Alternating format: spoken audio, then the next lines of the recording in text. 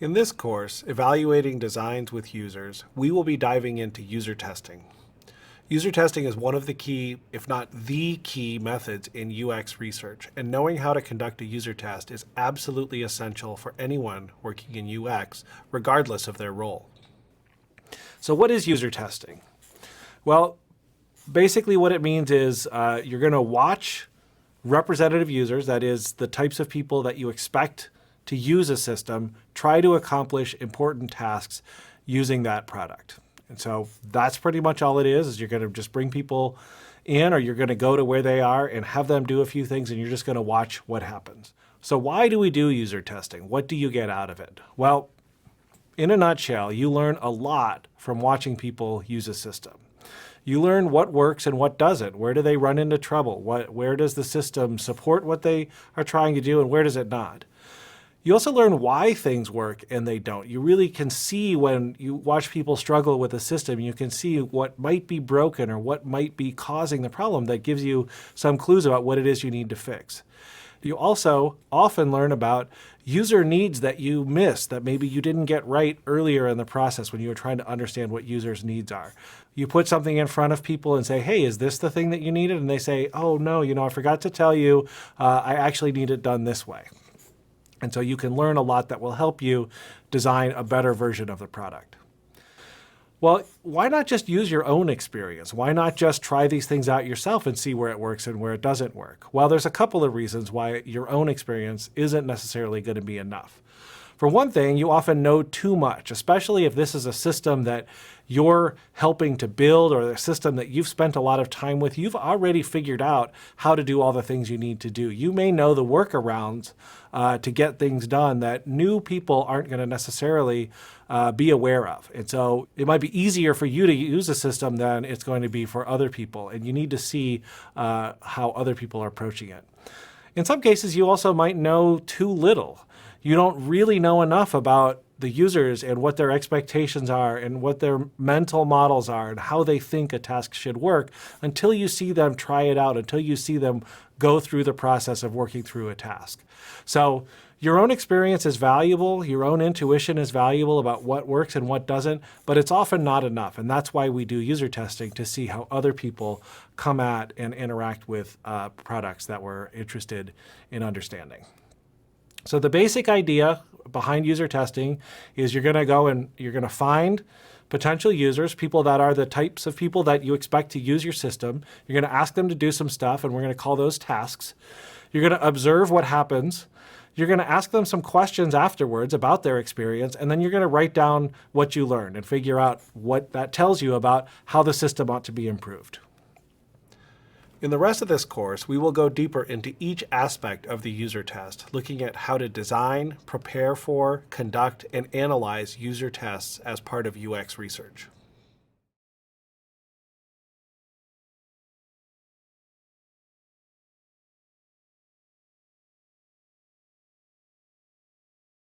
There are several different types of user tests that you might conduct depending on what questions you're trying to answer.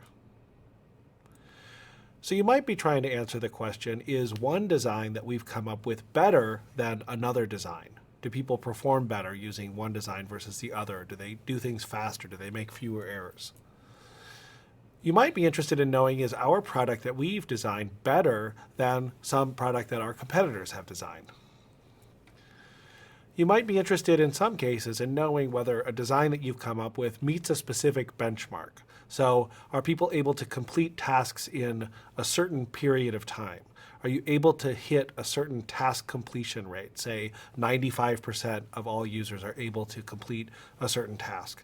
Or are you able to get the number of errors down below a certain threshold? Or you might just be interested in knowing what are the biggest problems with our design that we should fix next. And this is one that you might do while you're in the process of still designing the product. We can categorize user tests into two broad categories, summative and formative. Summative tests are where you're trying to sum up a design in terms of its qualities and make some claims about the quality of the design. Examples of this would include, is design A better than design B?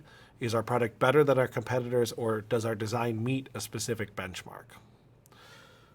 Formative tests, on the other hand, are tests that are used as part of the design process where we're answering questions like, what are the biggest problems with our design that we should fix next? We're going to go into each of these different types of tests in a little bit more detail. Summative tests come in a couple of different varieties. The first being comparative tests, and this is where we're trying to compare a design that we've come up with against another design, whether it's the old version of our system, two alternative designs that we've come up with as part of the design process, or comparing against a competitor's product. So this answers the questions, is design A better than design B? Is our product better than our competitors? Is the new version better than the old one, and so forth? The common goal across all of these different questions is to show that design A, or some design, is better than design B in some measurable outcome. So we might want to make a claim like 30% more users completed tasks using design A than they did with design B. Or maybe we want to say something like users completed tasks 40% faster using A than they did with B. Or errors were reduced by 25% with the new version as compared with the old version. The general idea with a comparative test is you have one group of users using design A, another group uses design B, you measure their performance across both conditions, and you make a comparison. To do this the right way requires a controlled experiment. And you might remember from high school science what a controlled experiment looks like. Well, you have to have a hypothesis. Your hypothesis would probably be that design A is better than design B in some measurement, whether it's task completion, performance time, etc.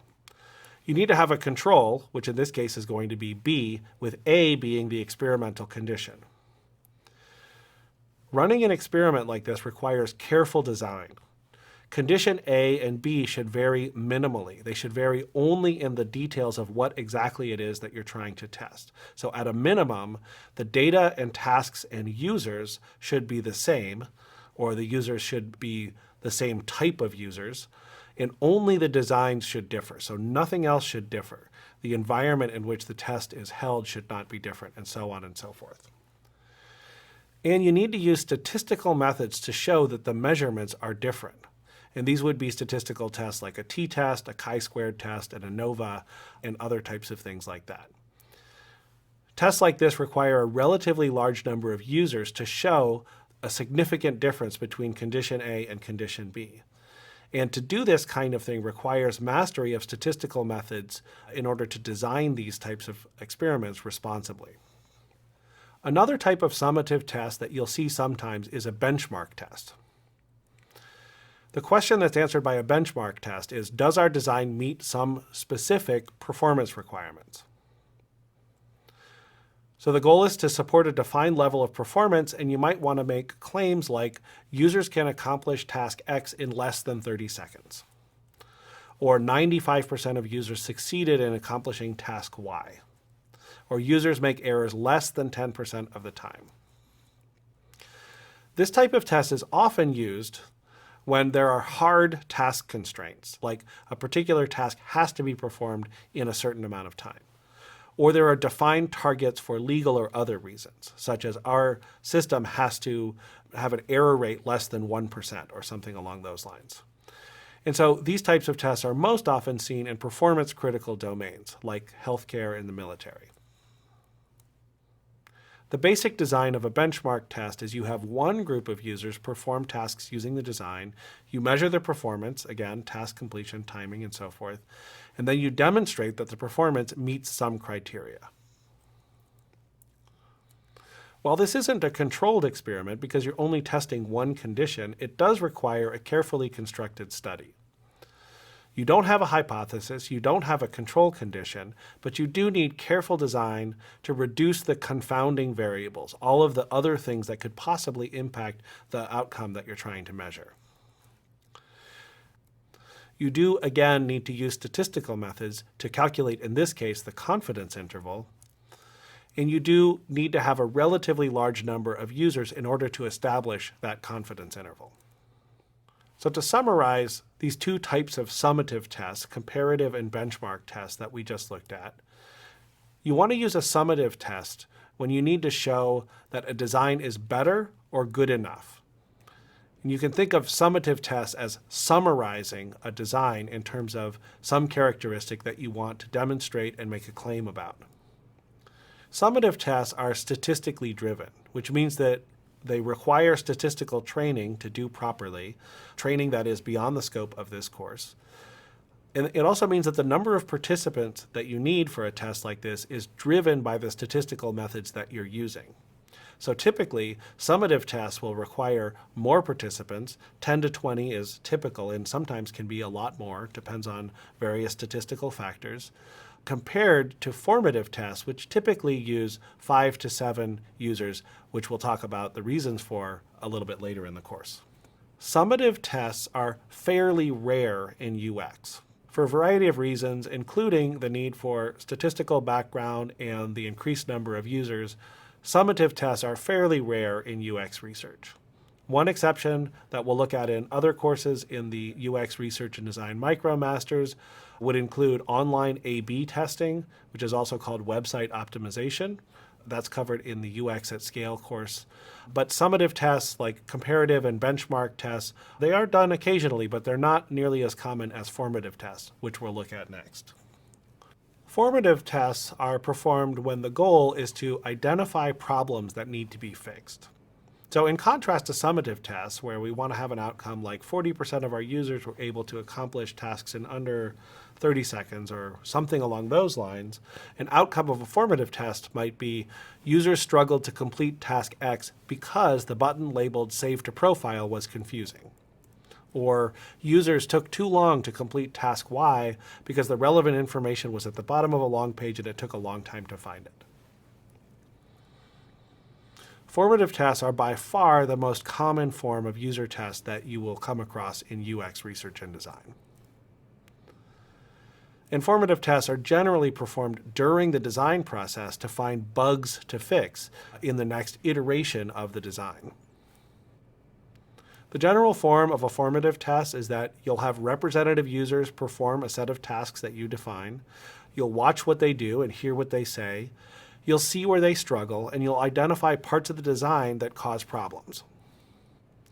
To compare summative and formative tests, both summative and formative have users perform tasks, and those users need to be representative of the users that will ultimately be using the system. They differ in the sense that summative tests are used to prove a point, to drive home that our system can perform to a certain level. And the goal of a formative test is to find problems. Summative tests use quantitative or statistical methods, whereas formative tests use qualitative or interpretive methods, where it's up to the analyst or the person administering the test to interpret the results and report them.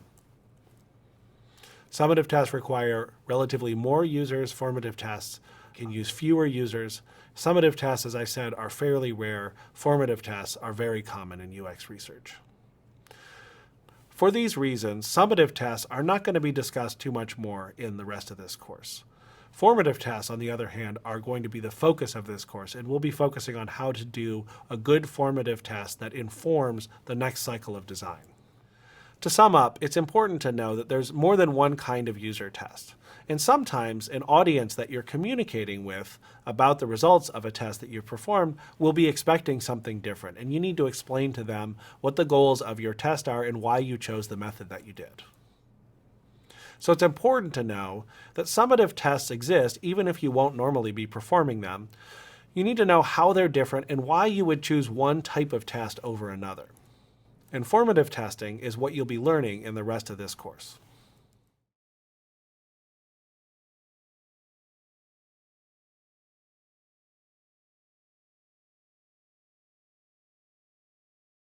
So we know that a user test involves getting representative users to perform a set of tasks with your system so that you can see how they interact with the system. But what is it that you're really looking for when you conduct a user test? Well, of course, we want to know, were people able to complete the tasks that we assigned to them? Did it take them an exceptionally long time to do it? Longer than we expected, perhaps. Did people make errors? And if they made errors, did they know that they made errors? And did they recover from those errors? And how did people feel about the experience? But even more important than all of these questions, what we want to know when we conduct a user test is why? Why were people unable to complete the tasks if they were unable to do it? Why did they take a long time? Why did they make errors, and why did they not know it, or why were they unable to recover? And why did they feel the way that they did about the experience? We also want to capture critical incidents, which are things that happen during the user test that might explain some of the outcomes that we measure. And we want to capture verbal accounts, or statements that users make that would indicate thought processes, attitudes, and might help explain some of the things that we observe. And these are qualitative data that we will capture along with the quantitative data throughout the user test. Does quantitative or qualitative data matter more? Well, it depends on the type of test that you're conducting. In summative tests, you're most interested in the quantitative data, and you might not even capture the qualitative data. In formative tests, which again is what we're focusing on in this course, you're actually more interested in the qualitative data. You're going to capture the quantitative data and use it to ground the important stuff, but what you're really interested in is the data that tells you why things are happening, not just the observation that they're happening. Critical incidents are the key type of data that you want to capture when conducting a user test. A critical incident is just anything interesting that happens while users perform tasks that might help explain why they were or were not successful at completing those tasks. Examples might be clicking on the wrong button, or ignoring the instructions that were shown on the screen, entering the wrong information into a field, following the wrong path, maybe going down the wrong path several steps before realizing the issue, misinterpreting a label, expressing confusion or frustration at a particular point, or asking for help, or staring at the screen for a long time before making a decision, or of course, giving up on a task completely. And there's lots of other incidents that might be of interest and might help explain what happened during a test. Verbal accounts are just the things that users say when performing the tasks, and they can help give insight into users' mental states as they're going through the test. So they might say things like, I'm looking for such and such, which will give you a sense of what they're expecting to find on a page. Or given some feedback from the system, they might say, I was expecting to see something different from what I actually saw. They might say something like, I wonder what this does, which indicates that they're trying to do some problem solving and trying to make sense of a particular part of the system. Or they might say, well, that doesn't seem quite right, or I think that was right, which would indicate that they're not really sure about the right way to do things. They might ask a question, either to themselves, just thinking out loud, or they might ask it to you, asking how they do something, which would clearly indicate that they're unsure about how to progress at a particular point. These types of qualitative data are essential for helping us go from just the data of the test to actionable intelligence, or information that we can act on in improving the design. So the data from a user test might be something like 5 out of 7 users failed task 3. But what we really want to know is, why did they fail task 3? So better information would be 3 users could not figure out how to enter shipping information in a hypothetical task. And 2 users entered shipping information but then canceled because it seemed wrong. This might actually point to 2 different problems with the user interface. And an even better insight would be that the shipping information dialog does not appear until after clicking enter payment info, and this doesn't match users' mental models. And after entering shipping information, the final checkout screen does not show users' selection, and the lack of feedback leads them to abandon the task. So for example, we might have observed the failure to enter shipping information as being something that led to a task failure. The cancellation of the task would be a critical incident, which would indicate a point of task failure. Another critical incident might have been a long time spent inspecting checkout pages, which would indicate that users were struggling to make sense of what was happening and what they needed to do next. And the verbal accounts would play an important role as well.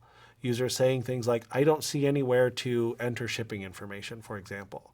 Or I would expect to find feedback about what it is that I entered previously. Or I don't see my selection here.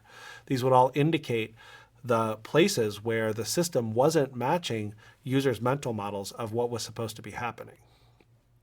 In addition to data collected during the process of the test itself, it's often important to collect data about your users that will help you understand certain aspects of what it is that you observe. So you may want to collect technical expertise. How familiar are your users with computing in general or with the particular platform that you are testing on, whether it's web or mobile or desktop? You may want to find out what their domain expertise is. If this is a shopping site, how frequently do they shop? How sophisticated are they at shopping? And you often want to capture the frequency of relevant behaviors, the types of things that they would be doing on your system. So for example, how frequently do they do the kind of shopping that you're testing? In some cases, you may be interested in general demographics, such as age, gender, education level, country of origin, but you want to make sure that when you're asking these questions, you have a reason for collecting it. You're not just kind of fishing for possible connections. Most often, expertise and relevant behaviors are the most predictive of differences in user test performance, and these other things are proxies that might help you get at expertise and behaviors. The reason that we want to collect this kind of user data is not just because we're interested in it, but because we want to explain different outcomes in performance and attitudes. So we might, for example, observe that 3 out of 4 users with low technical proficiency failed a certain task, and all 3 users with high technical proficiency succeeded. And this might tell us that our system is good at serving the needs of people who are fairly sophisticated technically, but not so good at serving people with lower technical proficiency. Or we might have an observation like, while all users succeeded in most tasks, users with higher domain expertise gave lower perceived usefulness ratings, meaning that people who have a high degree of expertise or are very familiar with the domain may not find the system as useful as people who are more novice. So to sum up what we're looking for when conducting a user test, we want to capture quantitative data to ground what happened during the test so that we can explain what happened in a way that leads to improvements to the system. So we want to capture performance. How well does the system do what it needs to do? And we want to capture subjective measures. What are users' perceptions of the system in terms of its usability, usefulness, and other aspects of desirability? But when conducting a formative test, which is what we're going to be doing most of the time, it's most important to collect qualitative data to explain why we observed what we did. Because knowing why tells you what you need to do to make it better. And we often want to capture data about our users to explain differences in the quantitative and qualitative data. In upcoming lectures, we'll talk in more detail about how to capture these different types of data.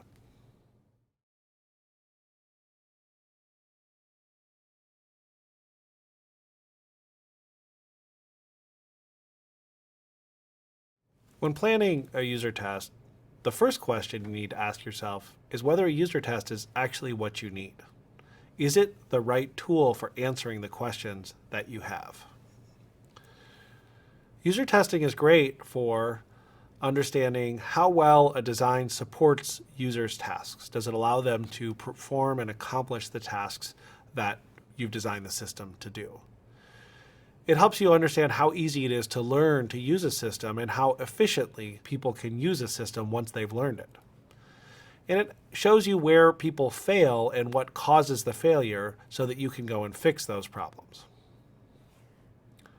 What user testing is not so good for is knowing what users need or will find useful.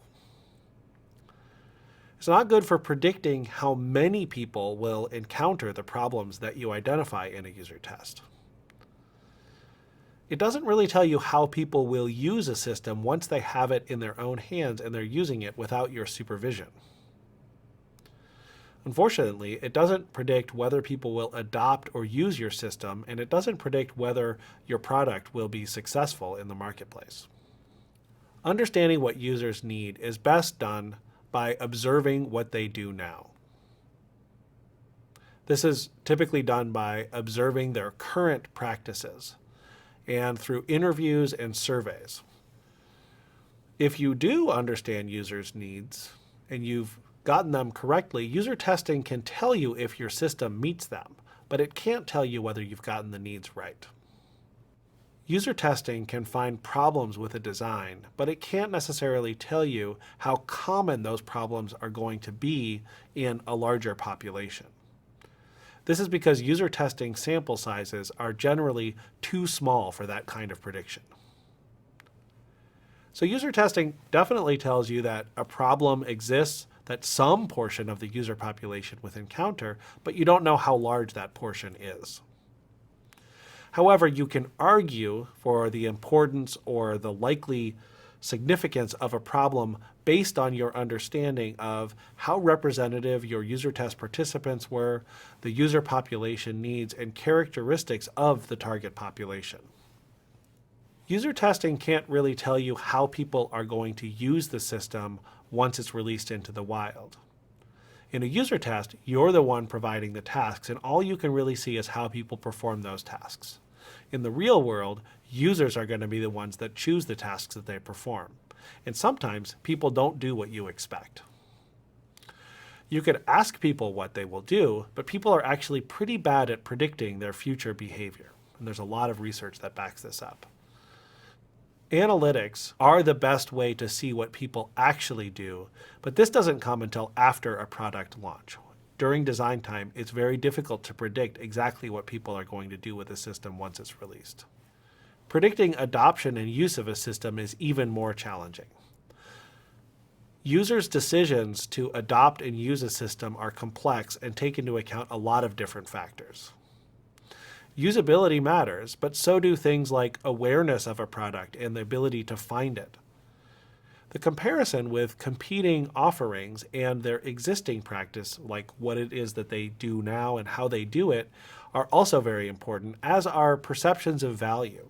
So the weighting of the cost versus benefits of switching to your system or using your system as opposed to a different way of doing things.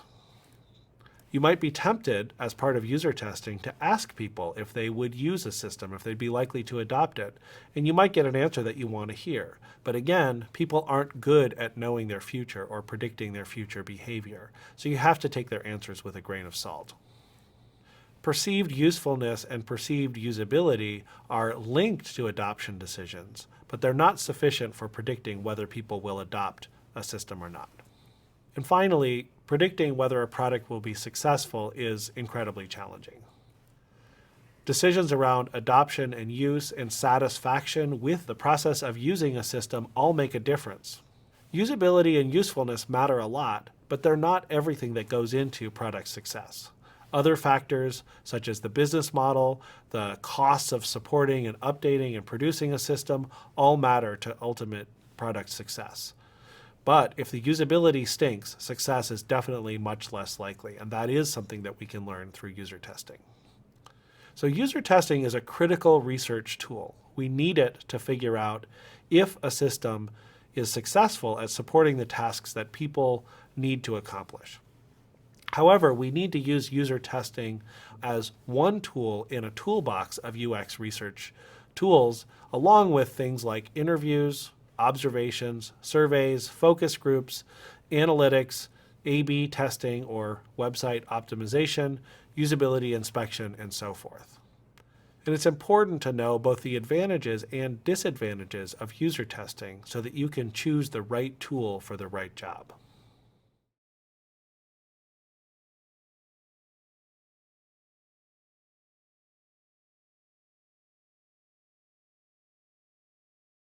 So we know that in user testing, we need representative users to perform tasks using our system so that we can see where they succeed and where they fail.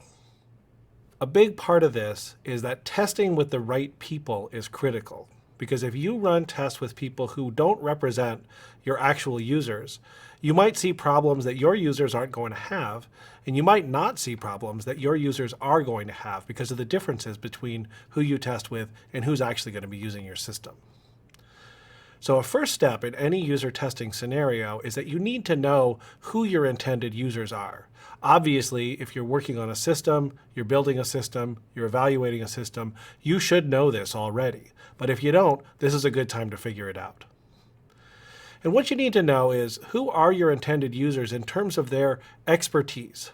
Do they tend to be technically sophisticated, or do they tend to be relatively new and inexperienced technology users? Are they experts in the particular domain where your system is operating? What are their characteristics? Are they young? Are they old? What languages do they speak? What nationality are they coming from? What are their behaviors that are relevant to the system? What kinds of things are your users going to do that the system will help them with? And sometimes you need to know, what are the attitudes of your intended users? What are their attitudes towards technology, for example, or towards particular aspects of the domain that you're supporting? So at a very basic level, when thinking about the people who participate in your tests, you need to ask, would they actually be users of your system? When setting up a user test, you need to be very clear and very explicit about your recruiting criteria.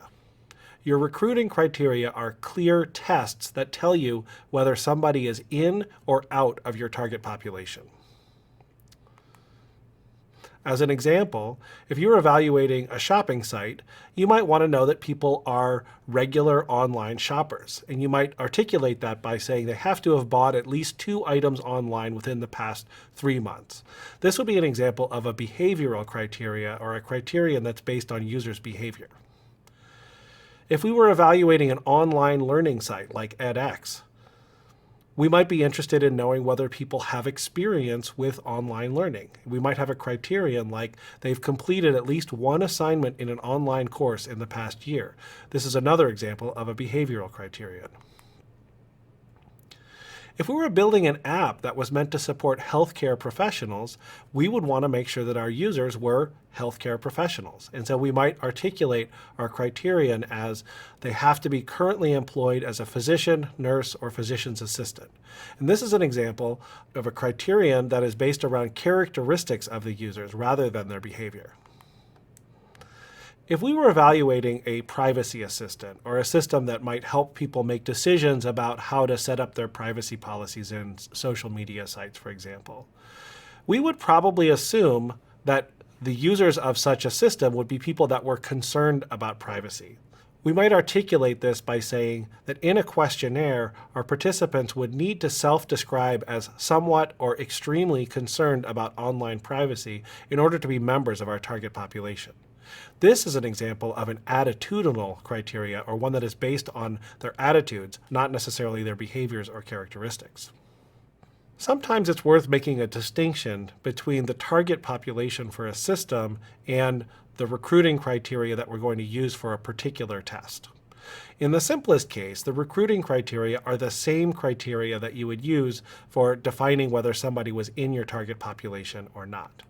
However, in some cases, if the target population is very broad, it's a large system that serves lots of different users doing lots of different things, it can be better to conduct multiple focus tests using different recruiting pools. So for example, if we were evaluating Amazon, we might note that Amazon does lots of different things for lots of different people, and that, for example, Kindle users are going to be very different from people that are avid users of Prime Video. And we would want to recruit separately for those 2 things and run different tests for those 2 different products. If we were evaluating edX, we might note that there's probably going to be some difference between different types of learners that participate in the system. We might observe that casual learners of world history, for example, might have different characteristics, might approach tasks differently than people who are trying to change careers into a high-tech field. When defining your recruiting criteria and your recruiting strategy for a particular test, it's important to make sure that your recruiting criteria and your test design are lined up with each other. The important question is, would these users perform these tasks? For large projects, or where you're evaluating many aspects of a large system, you often want to come up with a testing strategy rather than a single test design. You might end up running multiple tests with different foci, and you might want to run both broad and focused tests with different populations and focusing on different tasks. Regardless of how you define your recruiting criteria, you're going to end up with some measures of diversity within the target population that you're looking to recruit for a particular test. You want to think systematically about the differences that you would expect to see in your recruiting population and how those differences might impact the way that users would interact with the system and how they would approach the task that you're asking them to do. You should state those expected differences as diversity criteria or the criteria along which you expect variation to occur. Ideally, if you've defined your diversity categories or your diversity criteria, you want to recruit across those different categories and make sure that you have representation across those different aspects of diversity. Sometimes this can be difficult, especially when you're running a fairly small user test and you're not going to end up recruiting that many participants. Even then, it's important to capture the diversity dimensions or the ways that your users do vary across those diversity dimensions so they can help to inform your analysis later. So to return to our earlier examples, if we were evaluating a shopping site, we had our recruiting criteria, which is that users needed to buy at least 2 items online within the past 3 months. But how might people who meet that criteria vary within themselves? Well, we might look, for example, at people who are extremely frequent shoppers. We might call them top shoppers. And these might be people who bought more than 20 items online in the past 3 months. Maybe we have a middle category, frequent shoppers who bought 10 to 20 items online, and the occasional shopper who bought 2 to 9 items online. We might want to look at how all of these different types of people interact with the system because we might expect to see differences in what they expect, how familiar they are with the shopping process, and how they perform on our tasks. To return to our healthcare app example, we have the recruiting criteria that our users need to be currently employed as a physician, nurse, or physician's assistant. But we might think about the different ways that users could vary within that general description. We might want to consciously recruit physicians and nurses and physician's assistants and make sure we have representation across those categories. We might also think about whether it matters if they work at a small clinic versus a hospital. That could change the way that they interact with health technology, for example. And we might want to get people from different specialties, whether that's family medicine or cardiology or other types of medical professions, because these people might have different interactions with a healthcare app as well. Even when we have a clear idea of who we want to recruit for our user test and what types of diversity we would like to see in our participant pool, the realities can sometimes force us to make compromises. So you may have identified your ideal recruiting criteria, you've identified your important dimensions of diversity, but it turns out you have limited access to potential users, and this is often the case. In these cases, you may need to relax your criteria a bit, and that's okay to do. However, it's important to recognize when you're doing that so that when you're reporting the results or when you're analyzing the results, you can take them with a grain of salt and you can understand the differences between what you might have seen in the user test and what might happen with the users who you expect to use the system once it's released into the wild. There are a number of different recruiting strategies that we can use when pulling together participants for a user test. And I'm going to go through a few of them here. The first is friends and family, also coworkers. So basically using our own social network to recruit people to participate in a user test. Another is proxy or snowball recruiting, where we basically use somebody else's social network to fill out the participants for our test. We can use public advertisements where we cast a wide net to try to get people to participate, and we can use professional recruiting firms to get very targeted participants when that's something that we need for a particular test. Friends and family recruiting is a form of convenience sampling, which basically means we take what's easy for us to get.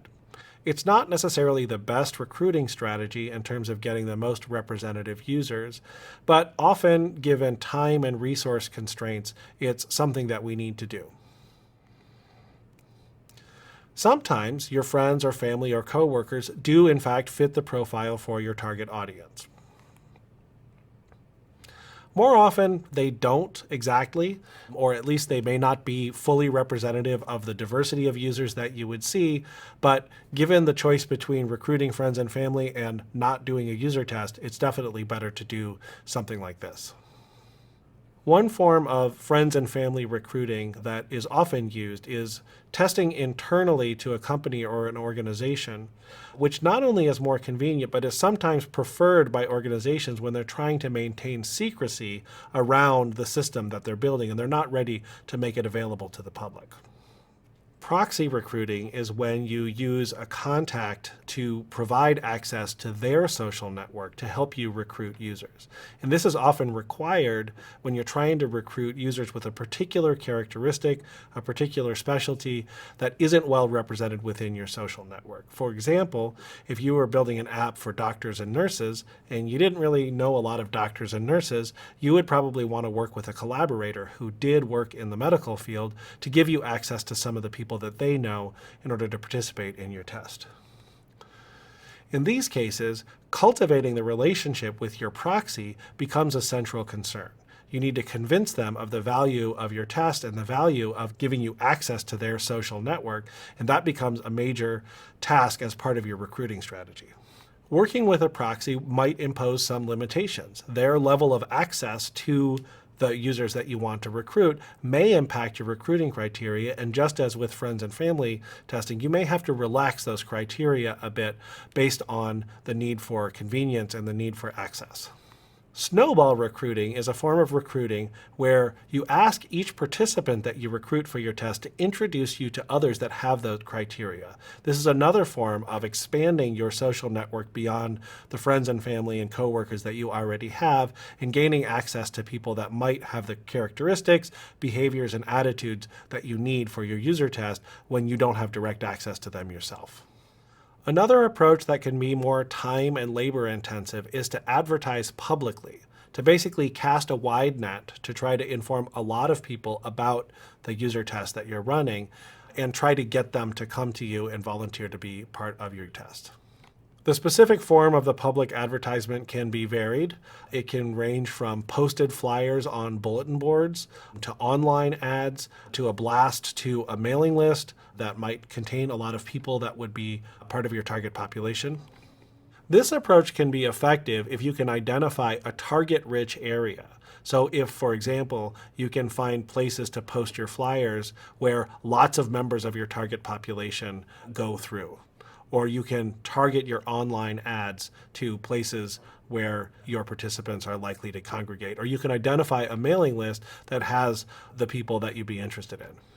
If you're broadcasting an invitation to participate in your test to a wide population, it will often require you to add an additional screening step where you ask people questions, whether that's in an interview or via an online questionnaire, that will help you narrow down whether they actually meet your recruiting criteria.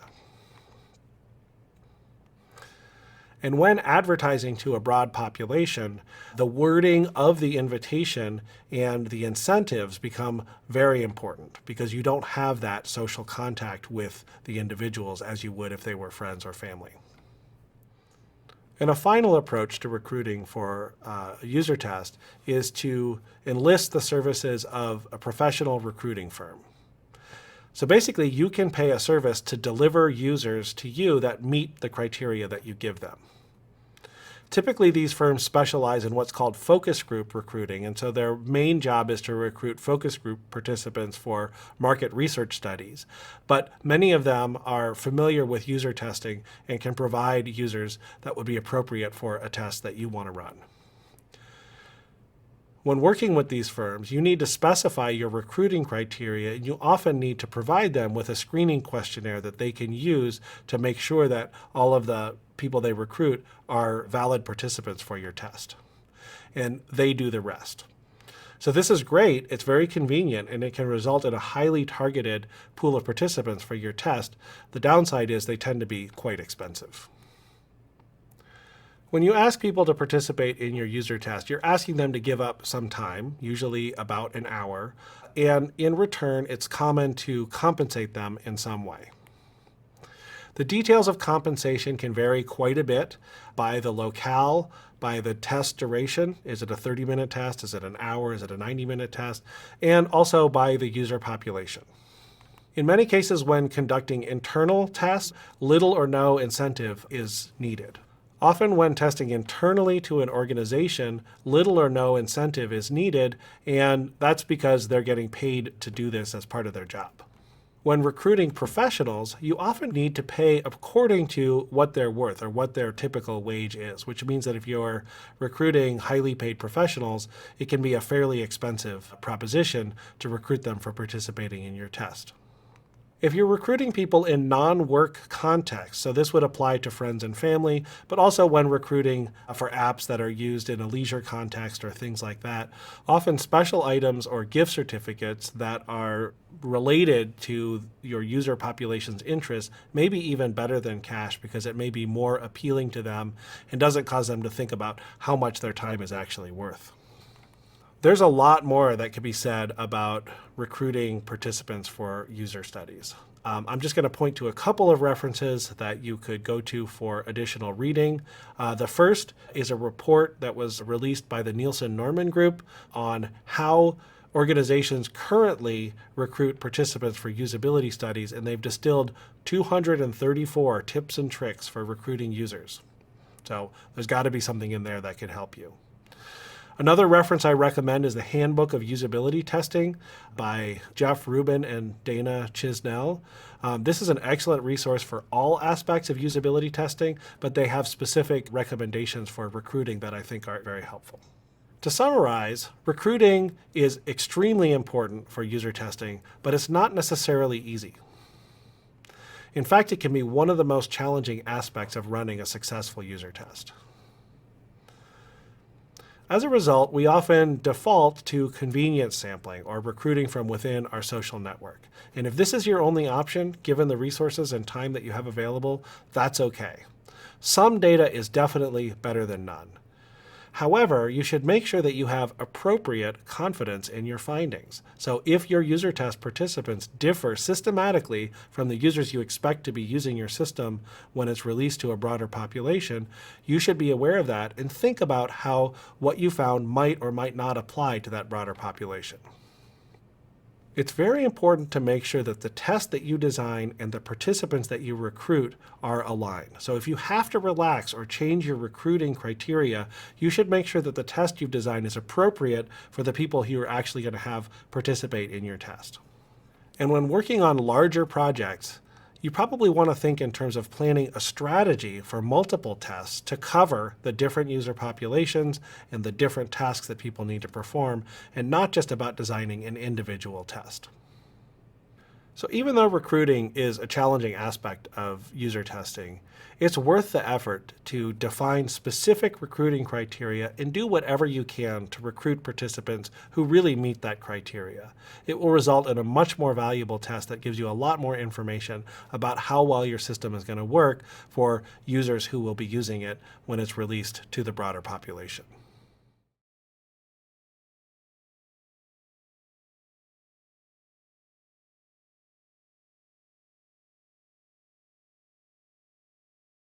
One of the most critical and challenging parts of designing a user test is selecting and developing the tasks that you will ask users to perform.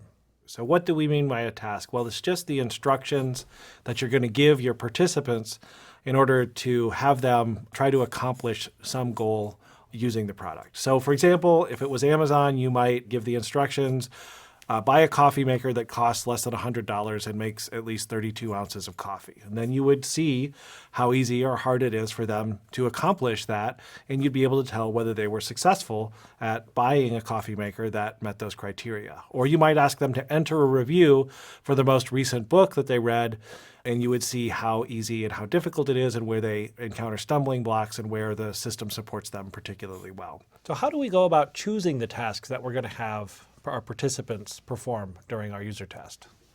Well, first we need to ask, what is the purpose of this test? What are we trying to find out from this test in the first place?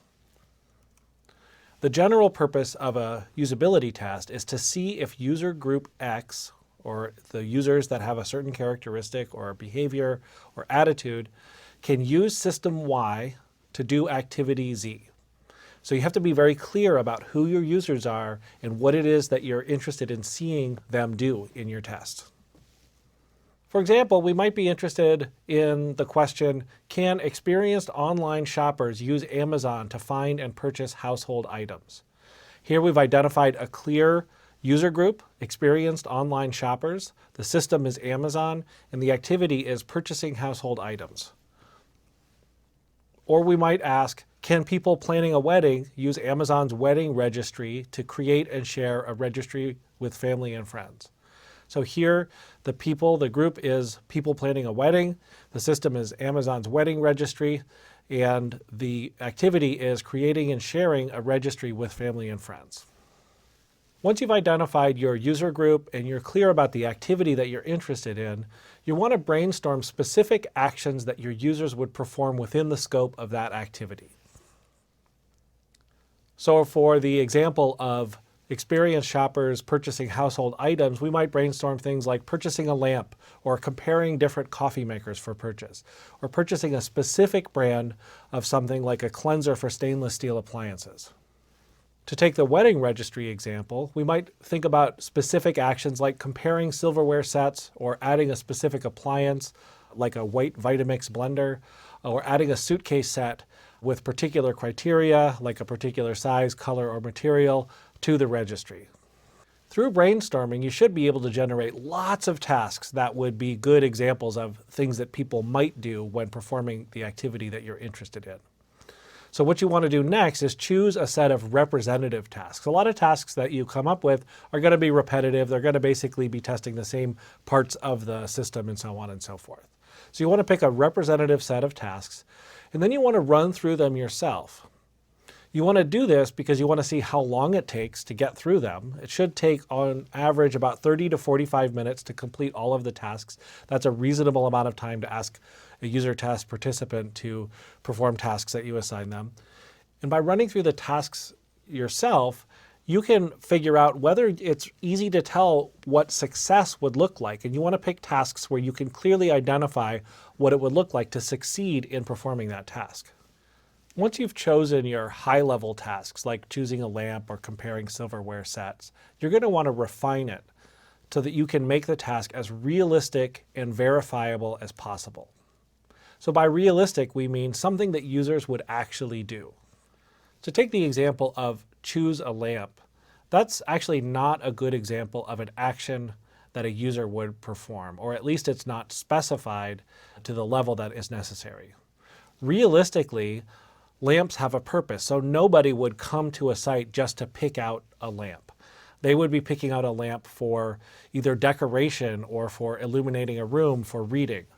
They would be picking out a lamp for a particular room, like the living room versus the bedroom, and all of those would actually inform the specific way that that action would be performed. And by making a task verifiable, you want to make sure that you can identify specifically what it would mean to be successful at that task. To take the example of choosing a lamp again, users bring a lot of unstated preferences to such a task. So in order for a user to be successful at choosing a reading lamp for their bedroom, for example, they would actually need to find a lamp that met preferences like the material that it's made out of. They might prefer wood versus steel versus plastic versus glass. They might have constraints around the brightness of the lamp. They might want a lamp that is particularly bright or not very bright. They might be preferences around whether it has a lampshade and so on and so forth. In order to make the task verifiable, in order to make the task something that you will be able to tell whether participants succeeded or not, you're going to need to make these preferences explicit so that all of your users are looking for essentially the same thing and not bringing their own preferences to bear.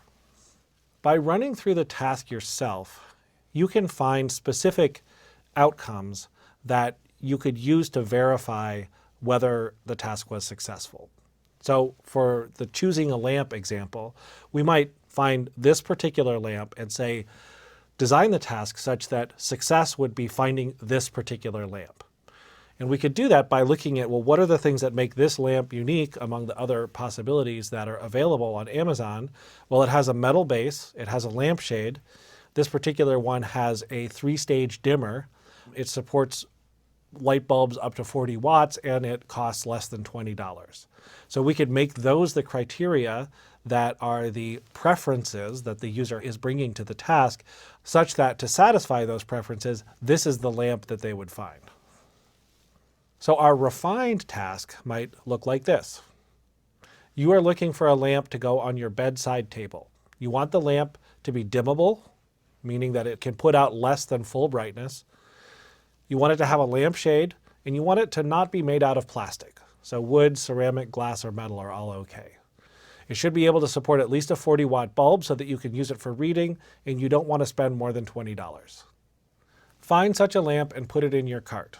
Determine how much it will cost if you select the cheapest shipping option and when it will arrive at your house. That last bit is there to help you verify whether the task was successfully completed or not.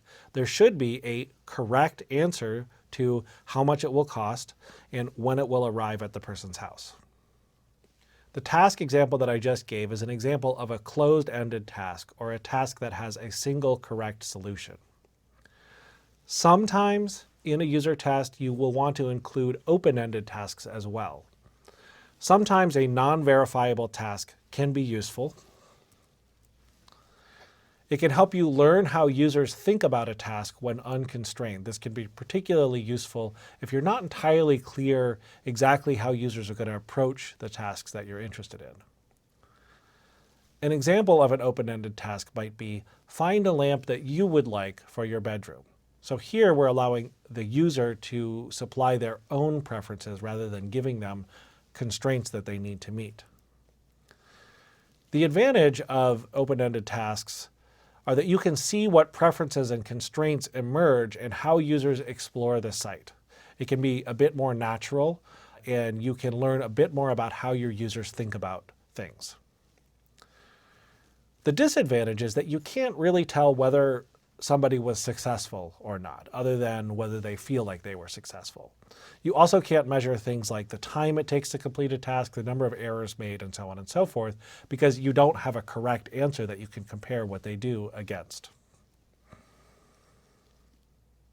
Another disadvantage is that the value of such tasks can be highly variable. Some users will not be able to come up with a motivation to accomplish the task, and they'll sort of satisfice and do a very basic version of it. And other users will take it very, very seriously, and they'll go into great depth. And you can't really predict in advance what kind of response you're going to get from users. Open-ended tasks can be valuable in user testing. However, closed-ended tasks are going to generally give you more value for the effort that you put into them.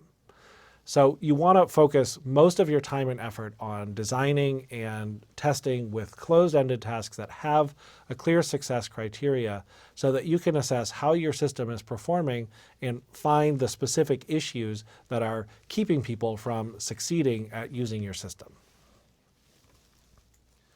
Once you've selected your tasks and determined how you will verify that they've been successfully completed, you need to worry about how specifically to present the task to your users. Well, one of the things you need to be careful about is not leading the witness. And what I mean by that is not giving away information in the wording of the task that you present that will give clues about how to accomplish the task. Here's an example. If we were looking at Amazon and you were to give the task, put 3 books in your shopping cart, then purchase them using standard shipping. This would actually give your participant some clues about what it is you wanted them to do and how you wanted them to do it. So by using terms like shopping cart and standard shipping, you're actually using terms that are used in the interface. In fact, they're visible on the screen at certain points, and it makes it very easy for your participant to just look at the instructions that you gave them, look at the screen, do a one-to-one mapping, and accomplish the task in a way that might be easier than it would be for them naturally if they came with a different task in mind or a different way of thinking about it. So what you want to do instead is you want to try to use relatively neutral terms that don't use the terms that appear in the interface. So you might, for example, say, choose 3 books and buy them, making sure they can get here by next Wednesday. And so here we haven't said anything about the shopping cart. We haven't said anything about the shipping option, but we've given a task that's probably more realistic for somebody who's coming with a goal that I need to buy certain books and buy them by this particular time. So we talked about picking individual tasks, but you also need to think about how the different tasks that you're going to use go together. So when thinking about the task sets or the set of tasks that you're going to use, a couple things you might keep in mind. First of all, you usually want the tasks to progress from easier to harder, and there's a couple reasons for that. The main one is that it can be very stressful, actually, for people to participate in user tests. They don't necessarily know what's being asked of them. They feel anxious about being watched while they're doing something that is unfamiliar to them, and it's nice to give them some success early to help them relax and help them kind of get more into it.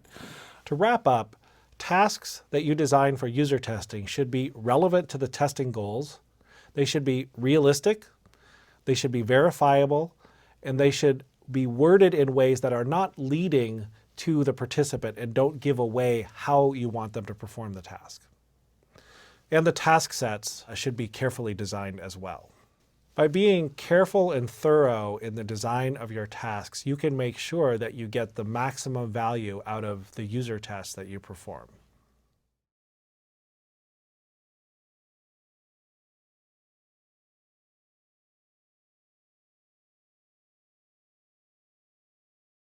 Another critical aspect of user testing is a process that we call the Think Aloud protocol. And the Think Aloud protocol is basically asking your participants to say out loud what they're thinking as they're going through and accomplishing the tasks. And what we mean by thinking and the kinds of things that you get them to talk about are when they're looking for something, what are they looking for? What are they hoping to find on the screen? What are they reading? Even having them read aloud so you know what they're looking at. Hypothesizing about how the system might work. Are they going through different ideas about how they might accomplish their task using the system? Interpreting system options. How are they making sense of the information that's presented to them on the screen? What do I think is going to happen if I click that button? Or what do I think is going to happen if I enter text in this field right here? Interpreting system feedback. When the system provides feedback to them, how do they interpret it? Did going to this other page or going to this other screen appear to be the right thing, or does it indicate to them that they're going in the wrong direction? So by thinking aloud, you can hear how they're interpreting it. You know, oh, this seems like I made a mistake. You can get them to explain their decisions. Why did they choose to do it this way as opposed to that way, especially if they're going in a way that you didn't expect it. It's helpful to know why, what information led them where in that direction. And how are they feeling? Are they feeling frustrated? Are they feeling happy? Are they surprised in a pleasant way by the system, or are they getting angry and stressed out by using it? So I'm going to give a quick example of how Think Aloud might work for somebody that was accomplishing a task using Amazon. And let's use the example of finding a gift list that would be useful for buying a present for my 10-year-old nephew. Okay, so I'm looking at the Amazon homepage. I'm looking at the links across the top: departments, youramazon.com, today's deals, gift cards, and registry. Well, I don't think that's right, but I'm going to check. No, I don't want to get a gift card for him. So I'm going to go back. Gift card, sell, help. None of those seem right. I don't see anything down here that would be useful. Your account. Okay, I'm not signed in. I don't think I would need to do that. Try private lists. Oh, here we go. Lists. Okay, so I'm going to find a list, find a gift. Okay, that might be useful. Who am I shopping for? I'm shopping for kids. Okay, that was pretty easy. He definitely doesn't want clothes. Maybe electronic toys. Okay. and now I feel like I'm in the right place. And I could go on then to find a particular thing and so on and so forth. But what you've seen in this example is how a think aloud ought to work. You saw me thinking through the process, evaluating the different options, and just narrating what was going on in my head. One thing to note about this is when you're conducting a user test, this is not natural for a lot of people. And sometimes your participants will get quiet, they'll get absorbed in what they're doing. And at that point, it's okay to just gently remind them to say, hey, could you let me know what you're doing, what you're thinking? Make sure you keep telling me what's going on so that I can understand how you're going about this process. The advantages to using Think Aloud in a user test is that you can hear how the user thinks about the test, because again, they may think about it differently than you did when you were designing it or whoever designed it. And they may think about it differently from what you expect. You learn what the user actually sees and notices. Are they failing to accomplish the task because they saw the right option, but they interpreted it the wrong way? Or did they just never see it in the first place? Did they get distracted by something else and go off in a different direction? Or did they not notice it? And you can hear how the user interprets options and feedback. So it may be very clear to you what the right choice is or what this feedback means, but it might be different for the users. And so understanding how they interpret it can be helpful for diagnosing problems that you observe. There are some disadvantages to using Think Aloud, however. So one disadvantage is that the timing will not be realistic. It'll often slow people down to have to talk through everything that they're thinking. Attention to detail will also maybe not be quite realistic. People might do things a little bit differently than they would if they're not talking through things. They might actually be more diligent about reading through all of the options on a page before making a choice, when that might not really be what they would do in the real world. And it also forces you to have to determine some rules of engagement for the conversation that happens. It's very unnatural, actually, for somebody to be talking and even asking questions and to have somebody who's standing right next to them, which in this case would be you who's observing the test, not answer those questions. So they might say, what is this supposed to do? Or why did it do that? And you really don't want to answer those questions in the context of the test. You want to see how they deal with it if you hadn't been there. So if you're using the Think Aloud method and you're not going to sort of behave like a normal person when they're trying to have a conversation with you, you need to make that clear and set expectations up front by saying, I want you to try to do this task. I'm here if you get stuck and you really need help, but I'm going to really try to let you go through this to the best of your ability, and we'll talk about questions or problems that you had afterwards. Given those advantages and disadvantages, as I said earlier, when you're conducting a user test for the purpose of finding problems, the advantages for Think Aloud clearly outweigh the disadvantages when the purpose is finding problems. So the takeaway is, for what we're going to be doing in this course and in the assignments that are coming up, we will use Think Aloud, and it's the best thing for what we're trying to accomplish. The Think Aloud protocol is a very valuable tool in UX research. And in user testing, it's often going to provide some of the most valuable data that you will get out of your test.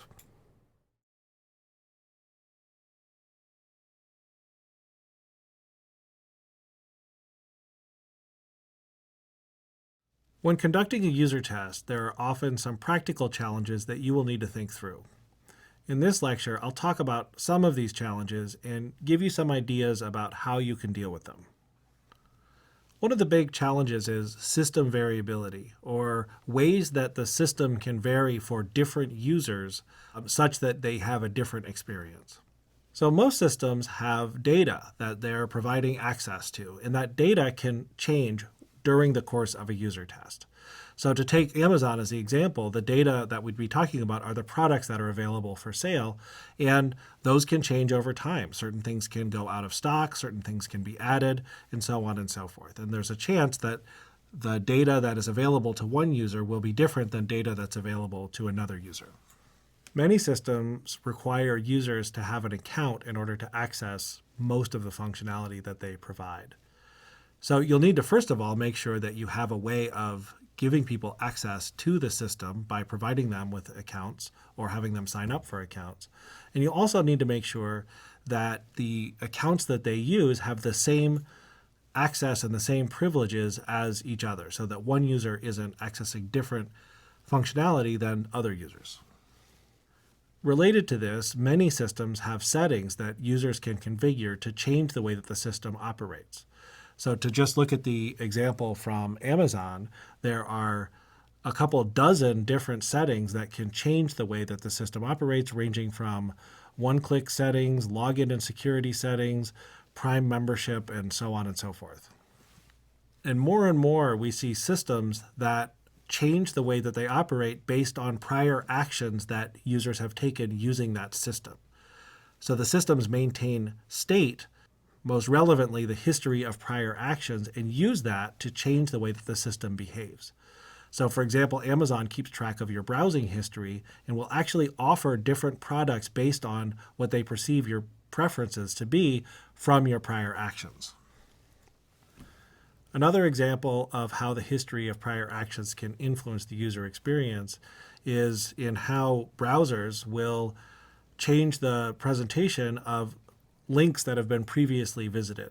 So imagine that you're running several user test sessions in a row, and test subject number 3 might see traces of the previous 2 subjects and might see that in the way that visited links are presented.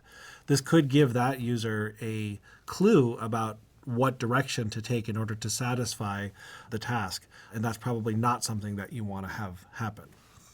Another example of how history could influence the user experience is through autocomplete. Many modern systems offer autocomplete in text fields, and they'll populate the options for the autocomplete from things that have previously been entered. So again, if you're running several test subjects, you need to be careful that the things that earlier subjects entered into that text field don't show up as answers that are available for subsequent test subjects, because they're going to get a clue about how to proceed that they wouldn't get if they were using that system naturally or in the wild. Another tricky thing that comes up sometimes in user testing is dealing with purchasing. If you're working in an e-commerce environment, a lot of times you're interested in seeing how people navigate the purchasing experience. But having people actually buy stuff during a user test can be tricky and often something that you don't really want to have them do.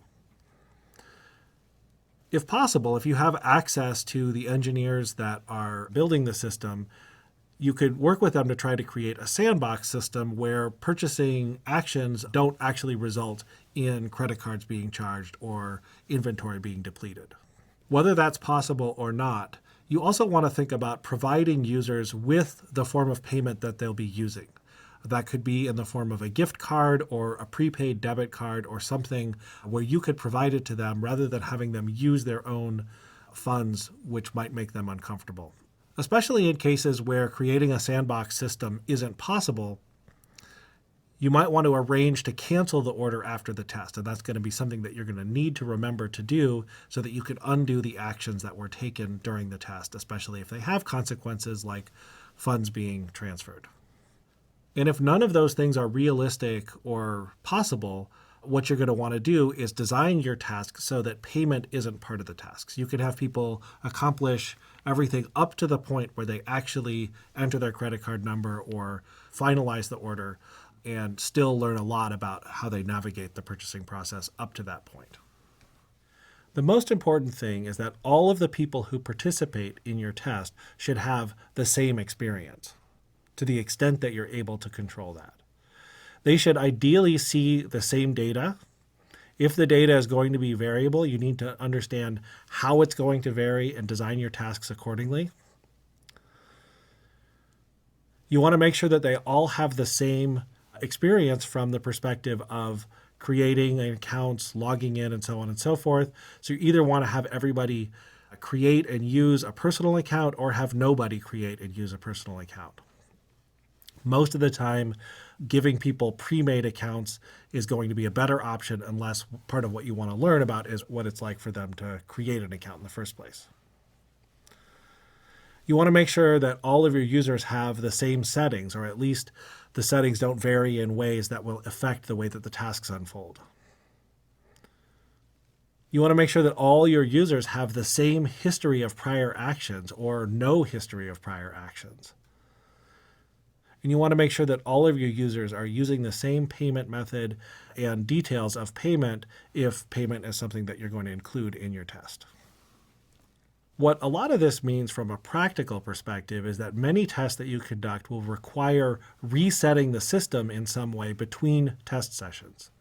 So you may need to do things like clear the browser cache, or clear the search history, or clear other traces of prior actions that would affect the way that the system behaves going forward. You may need to undo user history in the system itself, which may require access to resetting the database or creating new accounts or things like that. A lot of times you're going to need to remove data that was created by test participants if they've entered information into the system and changed the data that's available in the system. You're going to need to undo that and roll it back. And all of this means that where possible, you may need to work with an engineer or developer to help set up the test environment so that you can control all of these different things.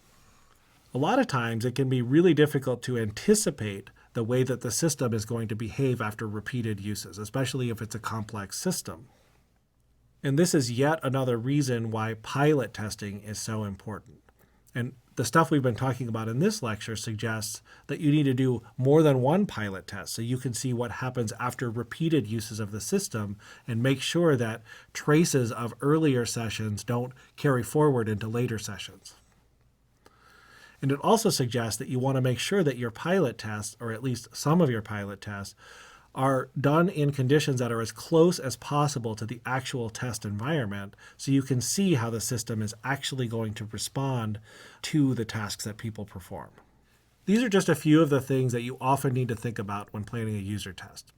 If you take the time up front to make sure you've nailed everything down, it's going to pay off in the end because you're going to have a solid, consistent set of data that will tell you how well your system performs and what you need to do to make your system better.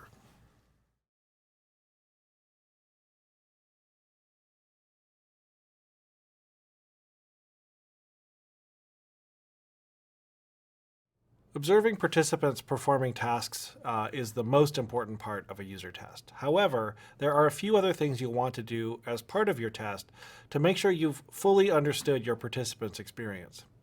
Administering questionnaires to capture participants' reactions is something you'll do most, if not all of the time, and it will give you data that you can't get through observation alone.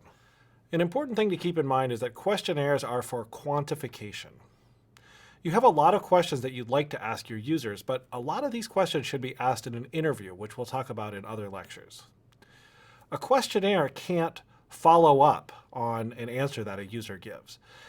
A questionnaire can't clarify what it is that it meant to say if the participant doesn't understand the question. A questionnaire can't ask why they answered a particular way, and a questionnaire can't read the body language or tone of voice. These are all things that you get from a conversation with a participant. Questionnaires that are used in user studies should be short because what you want to do is you want to maximize the time that your participants spend doing the tasks that you're assigning to them and that they spend talking to you about their experience. What kind of things might we want to quantify through a questionnaire? Well, one thing we might be interested in is the dimensions of diversity, or the ways in which our participants differ from one another. We might be interested in how they differ in terms of expertise, whether that's general computer expertise or expertise related to the particular system. We might be interested in how they differ in terms of demographics like age, or attitudes about how they feel about technology or how they feel about the particular domain that our system is operating in. Or we might be interested in how they differ according to behaviors. So for example, how frequently do they purchase online items if this is a shopping site, and those kinds of things. We also often want to quantify certain types of responses that we can measure numerically. We can measure numerically responses related to perceived usability, or how usable did our participants feel that the system was. We might also be interested in measuring their perceived usefulness. How useful do they think the system would be for the things that they actually need to do? And we might be interested in measuring other aspects of preference or desirability, such as aesthetic appeal or preference relative to competitive products and so forth. For these types of data, you'll often also want to ask about them in the interview, because remember, one of the most important things that you can learn from a user test is why did people have the reactions that they did. So it may not be enough to ask how usable did you feel the system was, but why did you feel that way? That's something you can only do in an interview. It's okay to ask some of the same questions twice because you're really trying to get at different aspects of the answers.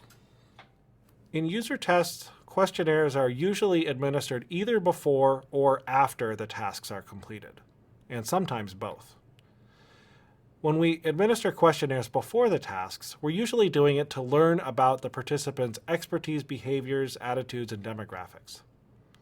For pre-test questionnaires especially, you really want to keep them short because you really want to get people moving on to performing the tasks, which is what you really want them to be spending their time doing. In order to keep it short, you want to make sure you're only asking about things that you will actually use in analysis, things that you actually think might impact the way that different people approach or accomplish the different tasks. So while it might be easy to ask things like age and gender and education and income level and things like that, you should ask yourself, does it actually matter? Am I actually likely to see different behaviors based on those characteristics? And if not, leave them off of your questionnaire. These types of questions are often taken care of early in a user test because you don't want to waste time later while the tasks are still fresh. So after the tasks have been accomplished, you want to use that time to follow up on what users' reactions were to the test, not other information like their age or gender or those kinds of things. Asking this information early in the test can sometimes help you interpret what you see during the tasks. It can help you to understand where your user might be coming from a little bit better and kind of tune your eye to the types of things that you might see during the accomplishment of the tasks. Also, these types of questions are easy for the participants to answer and can kind of help with warming up and getting them into the mode of being ready to perform the tasks. On the other hand, pre-test questionnaires are sometimes not done at all. You might not do them because you have all the information you need from a screener that you deployed in order to figure out if people were eligible for participating in the test. Or you might not do it because you really don't expect to see differences among users that would impact performance based on things that you could measure through a questionnaire. Post-test questionnaires, or questionnaires that are administered after a participant has finished the tasks, are much more common and almost always used in user testing. And because we're interested in quantifiable data, we're generally not going to use free text responses in a post-test questionnaire. So free text responses are where you ask a question and then leave a blank text box or a blank lines on a paper questionnaire that let people write whatever they want. These types of responses are not easily quantifiable, so it's not going to be easy to turn them into numbers that you can use for computing averages or standard deviations or correlating with other data. They also take too long to fill out, so if you compare writing text to clicking a checkbox or something like that, it's obvious that writing is going to take longer. And you really want people to move through the questionnaires as quickly as possible so that you can get to other parts of the test. And generally speaking, anything that would require a free response is better suited for an interview where you can follow up and you can ask further questions and engage in conversation with your participants. You're going to get much better data that way. An example of a type of question that you would be likely to see on a post-test questionnaire is one like this. It was easy to learn to use this system. And the user is presented with a range from strongly disagree to strongly agree. This question will give you a number between 1 and 5 that indicates their level of agreement. And across a number of user test sessions, this will give you a series of numbers that can be averaged, sorted, sliced, and so on and so forth. An example of a question that we don't want to use on a post-test questionnaire would be a free text one like this. How easy was it to learn to use this system? We don't want to use this because, first of all, it's likely to yield ambiguous answers. You might get answers like kinda. And also, this kind of response can't be aggregated easily. It's not going to be easy to summarize the responses that you get to a question like this, at least compared to a numerical response like in the previous example. The good news about post-test questionnaires is that there are a number of examples that have been developed and used by many researchers over many years that ask many of the questions that we would like to ask in a user test. So several of these usability questionnaires have been developed by research labs, by companies. They vary in terms of the length, the level of detail about users' responses to usability, the level of modularity. That means the ability to ask different types of questions about different usability issues, the level of validation that they've received, and also in some cases the cost. So here's just a small example. There's actually many more than this, but this is a good example to just kind of indicate the range of commonly used usability questionnaires that are already available and that you could incorporate into your user test without having to do the extra work to develop the questions yourself. So these examples range from Sumi, which has 50 questions, has a reliability of 0.92, which is very high. 1 is as high as it gets. And reliability refers to how consistently people answer the questions over multiple instances of taking the questionnaire. So high reliability is good. It means that the questions actually make sense and actually get at what they're trying to ask. The downside to Sumi is that it costs quite a bit of money to get a license to use it. However, there is a version that is free for students. QUIS is a standard usability questionnaire that was developed at the University of Maryland. There's 2 versions, a short and a long version. Short version has 41. The long version has 122 questions. Reliability is in the 90s as well. And also it's available for a reduced fee for students. A couple of free options are the PSS-UQ, which has 19 questions, and the SUS, which has 10 questions. I'm going to say a bit more about the SUS, or the System Usability Scale. This is a questionnaire that was developed in the 80s, and it's been used many thousands of times in many user tests. It consists of 10 questions that get at different aspects of users' reaction based on the usability of a system. It essentially measures the perceived usability of a system based on somebody's use of that system. The 10 questions are shown here. I think that I would like to use this system frequently. I found the system unnecessarily complex. I thought the system was easy to use, and so forth. One thing to notice about this questionnaire is that the questions alternate in terms of whether a positive response is desired or a negative response is desired. So I think that I would like to use this system frequently. For good usability, you would expect a positive response. I found the system unnecessarily complex. For good usability, you'd expect a negative response. Alternating between positive and negative framing is good questionnaire design because it checks to make sure that the respondent is paying attention and thinking about each answer. It does, however, make it a little bit more complicated to score this questionnaire. So the way scoring for the SUS works is that odd questions are positive, and so the score is the answer that the user gave minus 1, so you end up with a number between 0 and 4. Even questions are negative, so the score is 5 minus the answer that they gave. Again, you end up with a number between 0 and 4. To get a nice round number between 0 and 100, you then multiply each of those scores by 2.5 and add them up.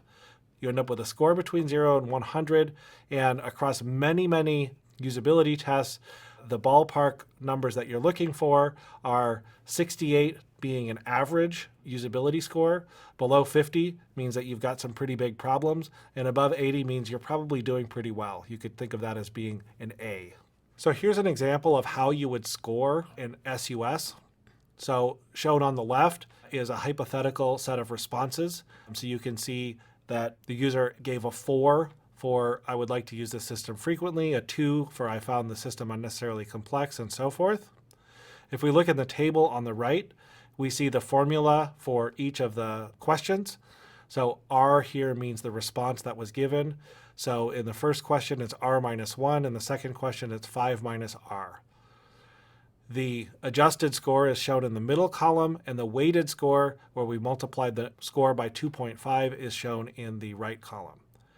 You take all the numbers in the right column and add them up, and you get your total usability score according to the SUS, which in this case is 67.5, which is about average. So as I said, the SUS measures perceived usability. It's useful, it's simple, it's free, and it's extremely widely used.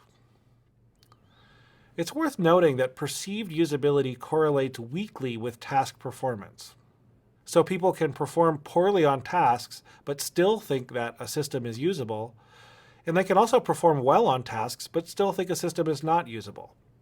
So it's useful to measure the perception of usability in conjunction with the actual usability that's measured from task performance. Perceived usability is linked to adoption decisions. So perceptions that people have about the usability of a system will influence whether or not they start using the system in the first place, or whether they use it after their first experience with the system. Actual usability, or the ability to accomplish tasks and to use it efficiently, is probably more likely linked to abandonment decisions. So if something is not usable, but perceived to be usable, they might start using it, but then abandon it after a little while once they realize that it's not actually helping them get done what they need to get done. In this lecture, we've looked at the role of questionnaires in user testing. You can administer questionnaires before or after your participants perform tasks, and your questionnaires can include both custom and standardized questions. Using questionnaires is a great way to get some hard data about users' subjective reactions to using a system, and you're going to want to include questionnaires in most of your user studies.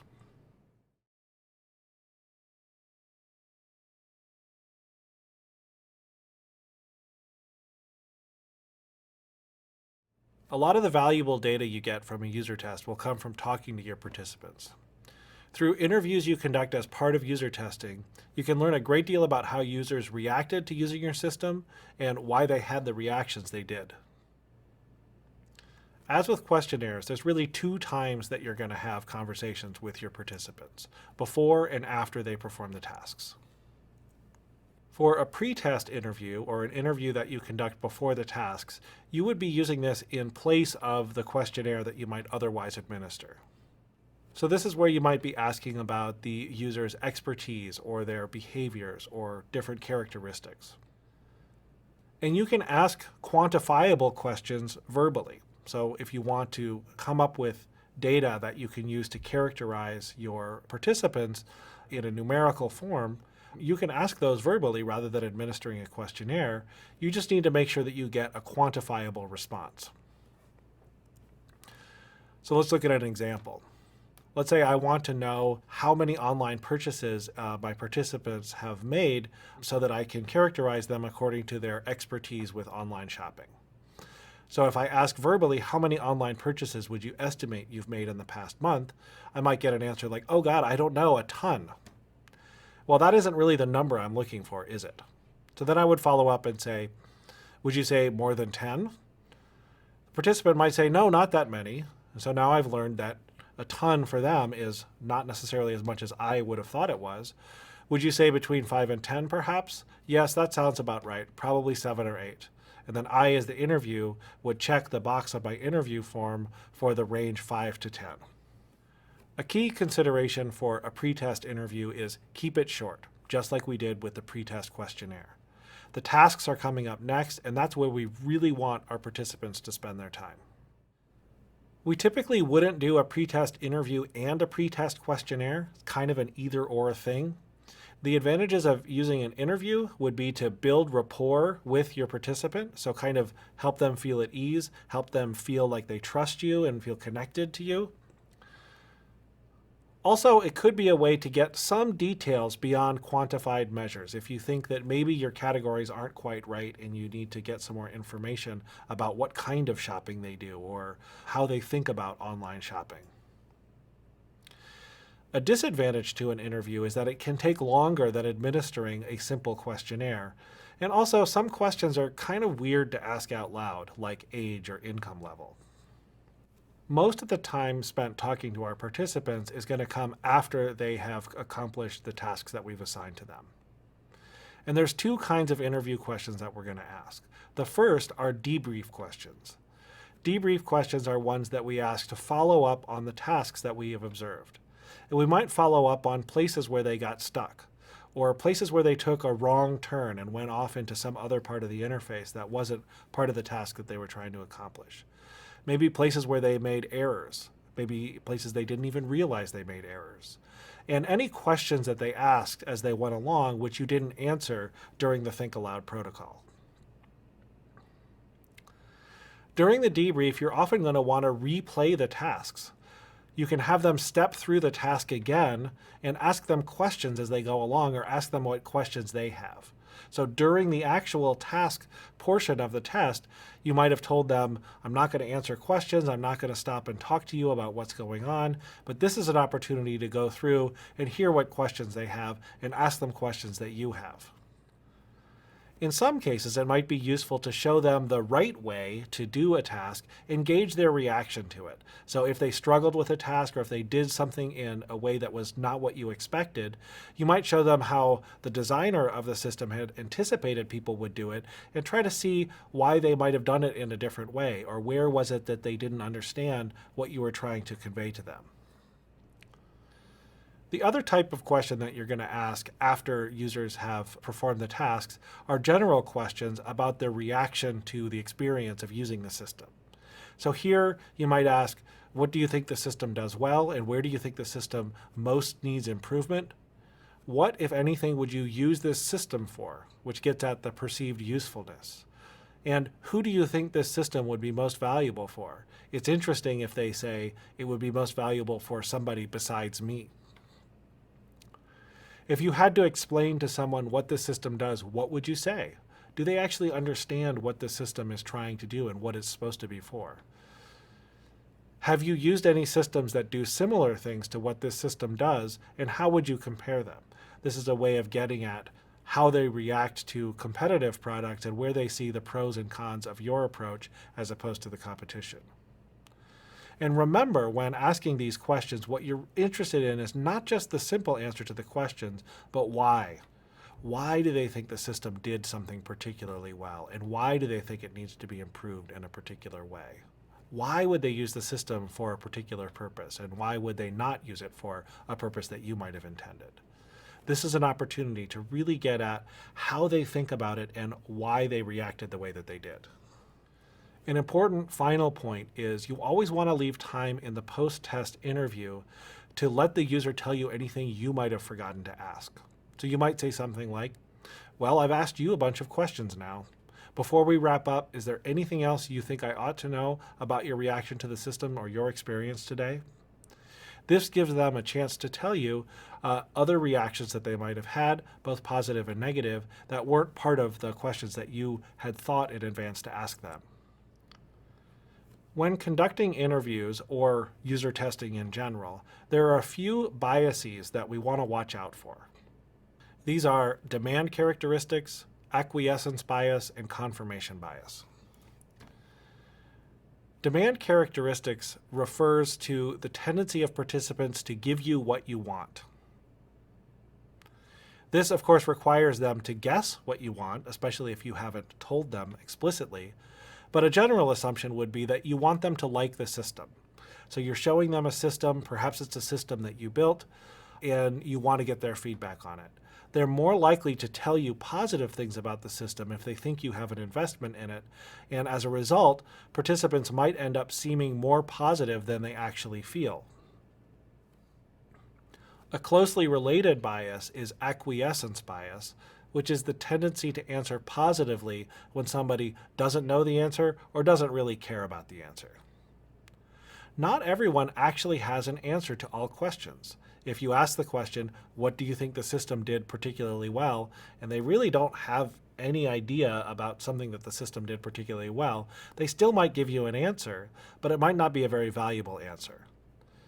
In general, when people don't know or don't care about the answer to a question, it's socially easier to be positive than to be negative. And so they're more likely to give you a positive answer, even if they don't really have an answer to give. Again, as a result, participants will seem more positive than they actually feel about something. In this case, if they actually feel neutral about something, they might come across as seeming like they feel positively about it. And finally, confirmation bias is a bias that actually you, as the researcher or as the conductor of the study, is likely to experience. In general, people or researchers prefer evidence that confirms their beliefs. If you believe that a system is usable and is going to perform well, you're going to be more likely to look for evidence that confirms that belief than to notice evidence that goes against that belief. In general, we, as humans, seek out and pay more attention to information that confirms our beliefs, and we selectively ignore information that disconfirms our beliefs.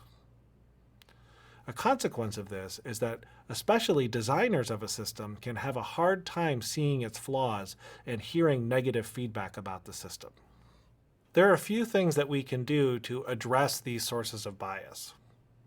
To address demand characteristics and acquiescence bias, it's important to stress clearly to your participants what it is that you want, and hopefully what you want is honest feedback. It's also important to notice if an answer seemed forced. So if somebody gave you an answer just because they thought you wanted an answer as opposed to an honest answer that really reflected their feelings about something. To counteract confirmation bias, ideally, it's best to have user tests run and analyzed by disinterested third parties or people that are not directly connected to the design or development team and don't have a stake in the outcome of the test. However, that's not always feasible or desirable. In cases where a test is going to be run by somebody who is a member of the design or development team or connected in some way to the team, it's important to be aware of the tendencies towards confirmation bias and do what you can to honestly consider the evidence that's before you. Including interviews in your user test allows you to understand your participants' reactions to using your system.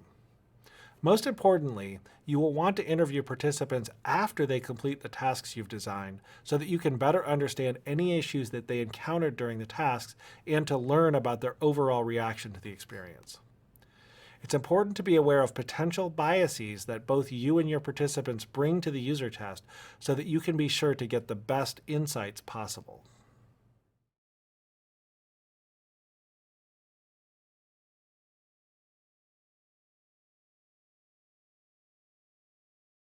Participating in a user test can be a strange and sometimes stressful situation for some of your participants. When you're hosting or moderating a user test, it's your responsibility to set a tone that will help your participants feel comfortable. One of the main things that you're trying to accomplish in setting a comfortable tone is establishing rapport with your participants. This basically means you want to establish a relationship where the participants feel like they can trust you and they want to share information with you and that they can perform naturally in front of you. Some of the things that you can do to help establish that rapport is, first of all, be enthusiastic. Have a positive energy when greeting your participants and when introducing them to the test. Show some excitement about what you're doing to show them that their participation is valuable to you. You also want to be human. You want to get to know them, ask them some questions, ask them how their trip into the meeting space was. Ask them if they need a drink of water or a cup of coffee or anything else that you might have to offer. And when describing different aspects of the user test protocol as you step through it, be as clear as possible so that they understand what it is that you're asking of them, what it is that you're hoping to get out of it, and what it is that you want them to do. After you've greeted your participant and gotten them water and helped them to get comfortable, you want to go through a few things to just kind of get the test going off on the right foot. You want to introduce yourself. Perhaps you had interactions with them over email and things like that, but they may not remember you or who you are or what it is that you're trying to do. If there's anybody else attending the session, maybe somebody that's helping to run the equipment or do the recording or helping to take notes, introduce them as well. It's pretty weird to have other people sitting in the room that haven't been introduced to the participant. State the goals of the test. Again, you may have communicated this previously through an email or through a phone call, but it's good to go through it again so that they remember what it is that you're trying to do. Explain your role and the roles of other people in the room so that they understand what it is that you're doing, and also explain their role. So what is your role anyway? Well, as the moderator of a user test, you are facilitating the evaluation. It's really the participant who's performing the evaluation of the system, and you're really there to make sure that the evaluation goes smoothly. You are observing the test, so you can take the data from their evaluation and feed it back into the design of the system. And you are interested in an honest assessment of the system, and this is important to communicate to the participant. So what is the participant's role? Well, they are helping you evaluate the system. In a sense, the two of you together are testing the system. You're on the same side, and you're both trying to figure out if the system works for what they need to do or not. Their participation is entirely voluntary. They're there to help you out, and it's important to remember that that is their role, is as a helper to you. They are not being tested, and we'll come back to this. This is very important to communicate to them. This is not a test of their ability. This is a test of the system. Because this is voluntary, they can stop at any time, and they can decline to answer any questions or perform any tasks that you ask of them. Let me say that last part again. Their participation is entirely voluntary. They are not being tested. They can stop at any time, and they can decline to answer any questions or perform any tasks. It's very important to keep in mind that participating in a user test can be frustrating and stressful in some cases. People may end up feeling stupid or embarrassed or angry, and you need to do everything you can to make sure that they don't feel like they're being tested, that their abilities and their knowledge isn't what's being evaluated, but it's the system that's being evaluated, and they're helping you do it. An important aspect of conducting a user test is making sure that participants know what it is they're being asked to do and that they've agreed to participate based on that understanding. The principle of informed consent is a basic ethical principle of research that involves human subjects, which is what you're going to be doing if you're conducting a user test. This principle dictates that participants need to know the purpose of the study, what the study consists of, what their rights are as a participant, and what you will be doing with the data that you collect about them. As a test moderator, you need to make sure that they understand all of this, and in many cases, you're going to need to actually document their consent, usually by asking them to sign a consent form. Here's an example of what such a consent form might look like. Thank you for participating in today's study. The purpose of this study is whatever. In today's session, I will ask you to perform some tasks using the system that we're evaluating, and afterwards, I'll ask you some questions about your experience. To help with my analysis, I will record audio and video of today's session. This data will only be viewed by members of the research/product/design team, whatever is the best description of what your team is, and all information about your participation will remain confidential. Your participation in this usability study is voluntary. You can withdraw your consent and stop participation at any time. You can also decline to perform particular tasks or answer particular questions. I understand the information on this form and have agreed to participate in the study, name and date. In an earlier lecture, we talked about some of the biases that participants and researchers can bring to bear when interacting through a user test. One class of biases that we talked about are called demand characteristics, which was the tendency of participants to try to give a researcher what they think they're looking for. You can mitigate the impact of demand characteristics by clearly stating the purpose of the test. This way, your participants don't have to guess what you're looking for because you've told them. You should also state clearly that you want their honest opinion and that you're not invested in the outcome of the test. This will communicate to them that you want to know what they really think and really feel, and that they're not going to please you by telling you what they think you want to hear. When users are performing the tasks that you've assigned, it's important to set expectations about what kinds of interactions you will have with them during the performance of the tasks. Especially when using Think Aloud, it can be a little bit awkward for users to understand what kinds of interactions you're expecting and what kinds of interactions they can expect you to have with them. It's important to plan out in advance what you're going to do when users complete a task, when users make mistakes, when users decide to give up, or when users really screw things up and maybe put the system into a state where they can't continue. By planning these out in advance, you can communicate to your participants what the ground rules of the interaction are going to be during the task portion of the user test. So you might say things like, tell me when you believe you've completed the task. It's actually important not to have you as the moderator be the one who decides when they've finished a task, but for them to tell you when they think they've completed the task, because you might actually give away too much by telling them, no, you're not quite done, or, okay, great, you stop there, you've already done it. You might say something like, if you decide to give up on a task, let me know that you want to move on to the next task. Again, so that you're not in the position of trying to guess whether they've given up or whether they've decided to move on. Let them be the ones who decide that and communicate that to you. You might also say something like, I won't offer any help or hints while you perform the tasks. My goal is to see how you would approach these tasks without any help. You might add, and we can answer any questions that you have after the tasks are done. We also talked earlier about post-test interviews, in particular debriefing, where we follow up on things that happened during the tasks to get more information about places where users encountered problems or places where participants had questions.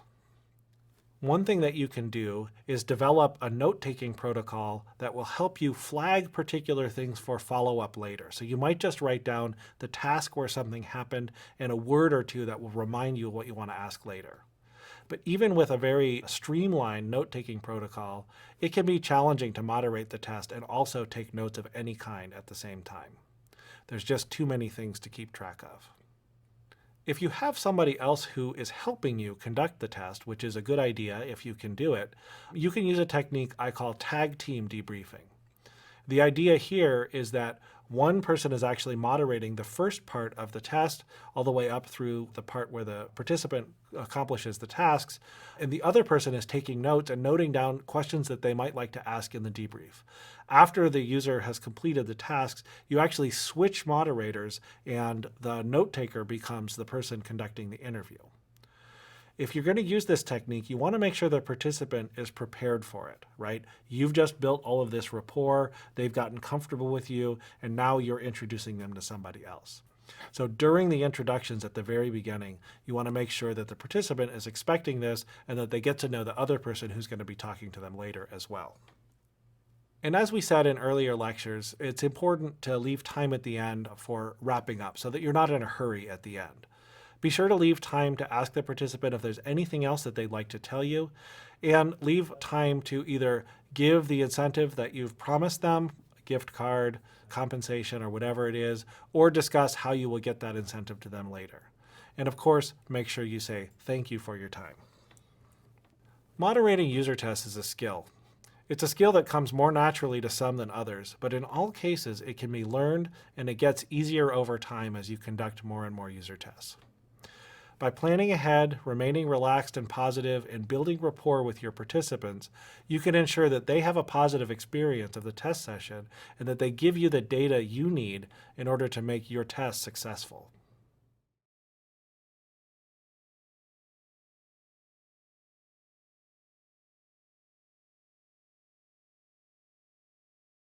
The primary goal of user testing is to see where users have trouble with the system being tested and to find the problems that cause the trouble. In this lecture, I'll talk about how to observe user tests to get the most out of them. The first thing you're going to want to do is record your test sessions. You need to do this because it's very challenging to pay close attention during the test, especially when you're moderating the test, you're interacting with the participant, and you're just trying to do too many things at once. It's basically impossible to take the detailed notes that you'll need in order to do your analysis later. You also want to record your test sessions because you're going to need that evidence that you get from the test for your findings. The evidence can be in the form of videos, sometimes it can be user quotes, sometimes it can be screenshots, and you're going to need the recordings in order to produce that evidence when you're trying to report your results later. The most typical kind of recording that you're going to produce from a user test session would be a recording that would look something like this, a screen capture, essentially a video of the screen that the user interacts with as they go through the test, and then often a small video of the user's face as they're interacting with the site, so you can sort of see their expressions, see what they're thinking about and doing at the time. And then you'll also have audio of the user thinking aloud as they go through your tasks. In order to capture these kinds of recordings, you're going to have to install some software on the laptop or computer that you use for conducting your user tests. There are a whole bunch of options out there. So rather than me telling you what the best option is, your best bet is actually to just search for terms like screen recorder, screencasting, screen capture, and find something that works for your platform and suits your price preferences. And there are a bunch of free options. There's a bunch of options that have 30-day free trials and things like that. There is another class of software that is sometimes used for this kind of thing, and this is software that's designed specifically for usability testing. Probably the best known of this type of software is Moray by TechSmith. And when you use specialized software, you get some additional features. It can automatically capture and calculate the time people take for particular tasks, capture all the keyboard entry, the mouse clicks that users enter during the test. It also usually will have facilities for remote observation, so for other people to actually watch the test in real time from a remote location and things like that. Generally speaking, you don't need all of these features, although they can be nice to have in certain situations. This approach to capturing user test sessions works great if you're using a laptop or a desktop. If you're using another kind of device, like a smartphone, for example, the options are a little bit more limited. We're starting to see screen capture software for mobile devices. However, it's generally not very mature, and you kind of don't know what you're getting. People often use other approaches for capturing mobile devices. This is an example, an overhead camera. The downside of this is that, of course, it requires the user to keep their hands in the screen during the user test. It can be a little bit unnatural, but unfortunately, it's pretty much the best approach that we have for mobile testing at the moment. Capturing the video and audio of the test is going to give you access to everything that happened during the test, allow you to go back and analyze it later. And of course, the reason we do this is that it's just too difficult to pay attention to everything that's happening during a test. However, usually you don't want to have to go back and review all of the video if you can possibly avoid it, because it can be very time-consuming to go back and watch from start to finish all of your user test sessions, take notes, do the logging of what happened, and so on and so forth. In fact, a general rule of thumb is that for every hour of video that you have, it will take 2 to 4 hours of time to analyze that video. You can save yourself a great deal of work if you can take notes during the test to index into the recording.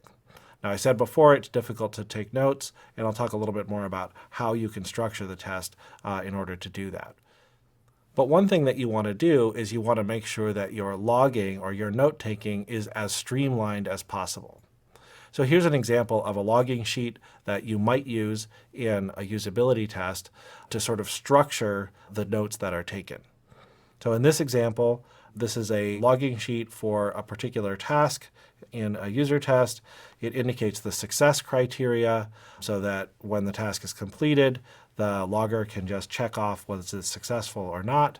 And then you can see that the time of each event is indicated in one column, the screen that the user was on, the type, in this case a code where CU stands for a comment by the user, E stands for error, and C exclamation point stands for a critical incident, indicates what type of thing this was, and then just some brief notes about what happened.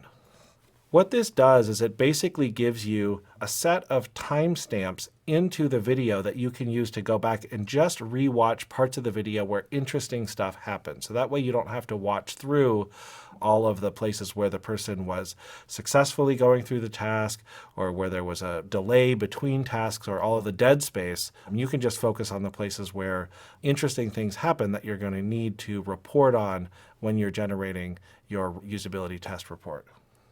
Wherever possible, it's best or at least most convenient to do user testing with a research team that will help to conduct the test.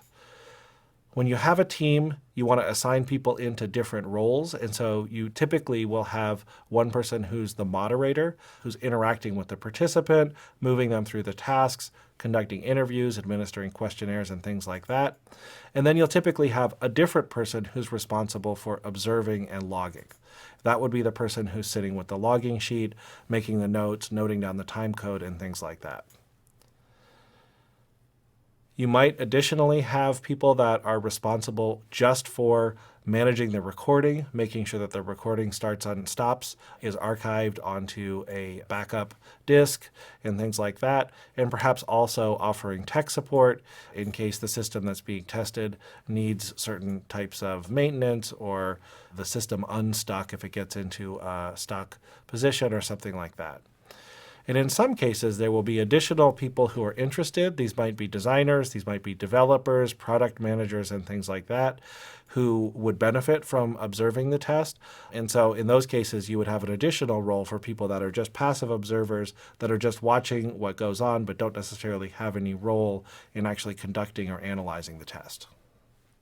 But the reality is there's going to be a lot of situations where you essentially have to fly solo, where you're the only person that's going to be available for conducting a user test.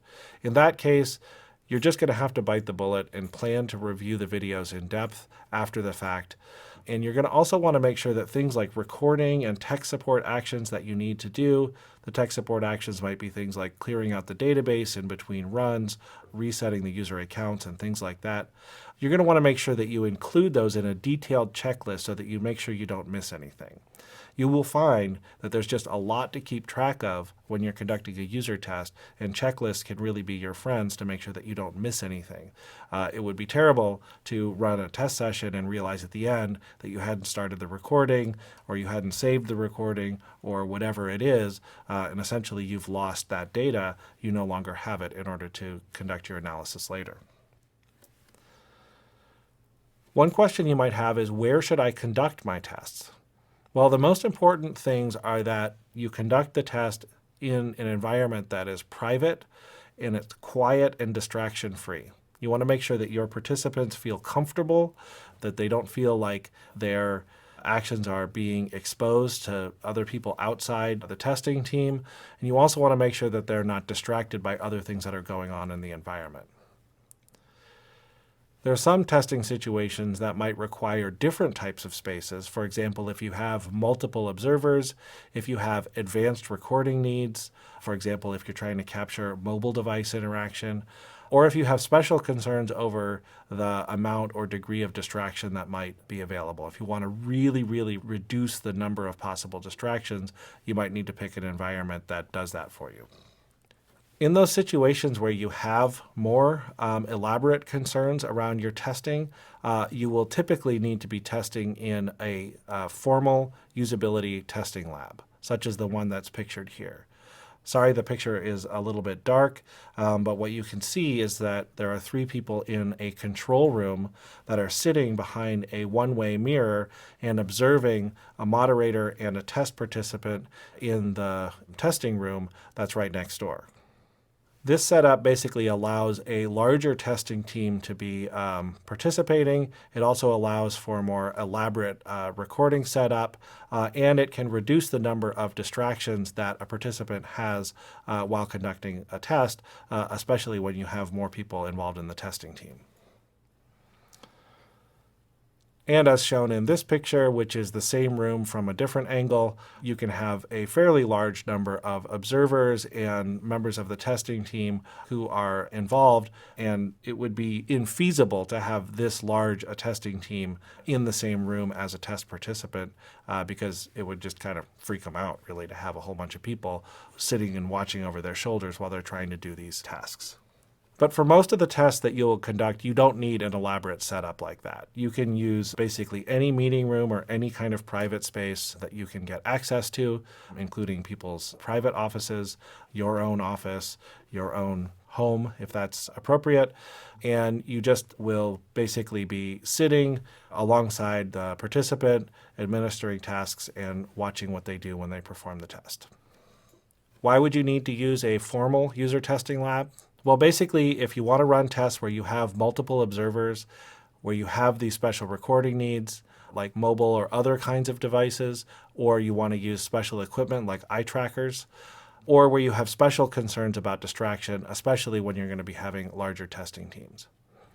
It's also worth noting that these labs are quite expensive to set up and maintain. And so in small organizations or where you're doing testing outside of an organization, you're probably not going to have access to this type of resource, and you'll be just fine without it. Most of the time, you don't need a fancy room or fancy equipment to do a user test. If you can find a private, distraction-free space and use simple recording software, in most cases, you'll be just fine.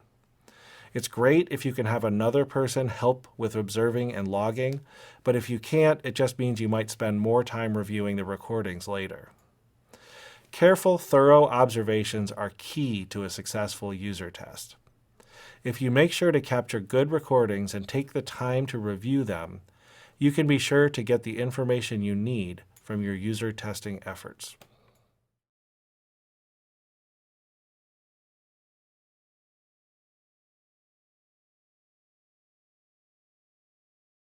So now you've conducted your user test, and it's time to analyze your results and figure out what it is that you've learned. And at this point, if you've done a typical user test, you've conducted 5 to 7 test sessions, which means that you've observed users attempting probably 25 to 50 tasks. You've got 4 to 10 hours, let's say, of video, a pile of logging sheets, and a whole bunch of questionnaires. So you have a whole bunch of data. What are you going to do to get through it? Well, first you want to start out by remembering your goals. Why were you doing this in the first place? And your typical user testing goal, as you'll recall, is to answer the question, can user group X use system Y to do activity Z? Hopefully, you recruited representatives of Group X, so people who met the criteria for your testing population. And hopefully, you designed tasks that are a good representation of the activity that you were interested in. So, of course, you did that. Of course, you got that part right. So now the question is, how did they do? Usually, it's not 100% clear. Typically, you'll find that some of your participants did well on most of the tasks. Some users did well on some of the tasks, and some users didn't really do well on any or most of the tasks. So the first thing you want to do is you want to collate or collect your baseline statistics. These are things like the task success and failure. So how many people succeeded and how many failed at each of the tasks that you designed? What kind of errors were made and how many errors were made? And what was the timing? How long did it take people to complete each of the tasks? Then you're going to want to review the critical incidents that occurred. Where did the breakdowns occur? Where did people run into trouble and why? You're going to want to collate the results from your questionnaires as well, and you're going to want to interpret the responses that you got during the debrief and during the interview portions of your test sessions. Collating success and failure on tasks is usually pretty straightforward. especially if you have very crisp and clear success criteria. You can define whether people succeeded or failed at your tasks, and you can produce, let's say, a bar chart that would look like this. So the number of participants who succeeded at each task, and in this case, we see in this hypothetical case, 7 participants succeeded at task 1, 6 at task 2, 3 at task 3, and 1 at task 4. And you can do something similar with the time it took participants to complete. In this case, it took people not very long to complete task 1 and a lot longer to complete task 4 and the other tasks somewhere in between. In some cases, it's useful to communicate that participants had different levels of success in completing tasks. This might be a case where you offer hints or help in some cases, but if you do, you want to indicate that users were less successful than users that didn't need any help or any hints. So here's an example of a way that that might be presented. In this case, we're actually showing how each user in a particular user test did on each of the tasks in this particular test. And you can see that there's different levels of success. Here, green is showing success with no help. Yellow exclamation point is showing success with some help or some hints. And then the skull and crossbones is showing cases where users actually failed at a task even after receiving hints. And the orange boxes indicate tasks that were not attempted in this case due to technical reasons or timing reasons. In addition to collating the baseline performance statistics, you're going to want to look at the responses to any questionnaires that you administered. So for example, the scores on the SUS or the System Usability Scale. And you're going to want to look at the responses to high-level questions such as, what did you think the system did well? Where does the system need the most improvement?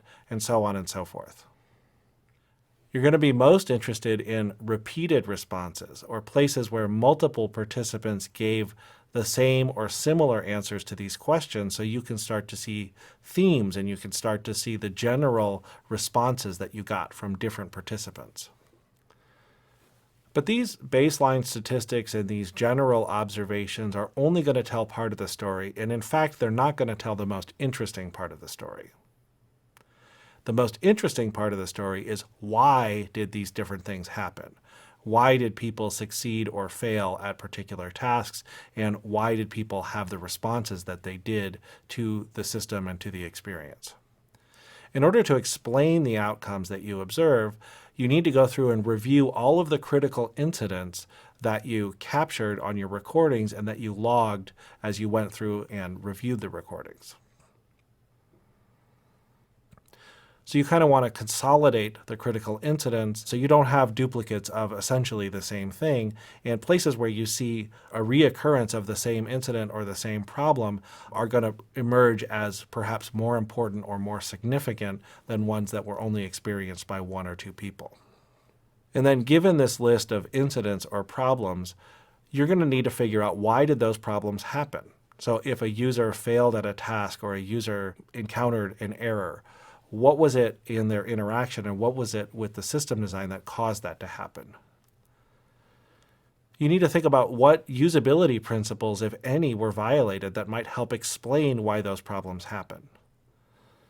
And also think about whether multiple problems stem from the same root causes. Maybe there's a pattern of design throughout the system that is misaligned with users' mental models or with what users expect. And this is something that's causing a lot of the different problems that you're seeing. For each issue that you identify, you need to assess the severity and use those severities to prioritize the most important or the key findings that you're going to distill and report from your user test. For those key findings that you identify, you're going to go on and add some more detail. You need to clearly describe the problem well enough that somebody else would be able to go in and fix it.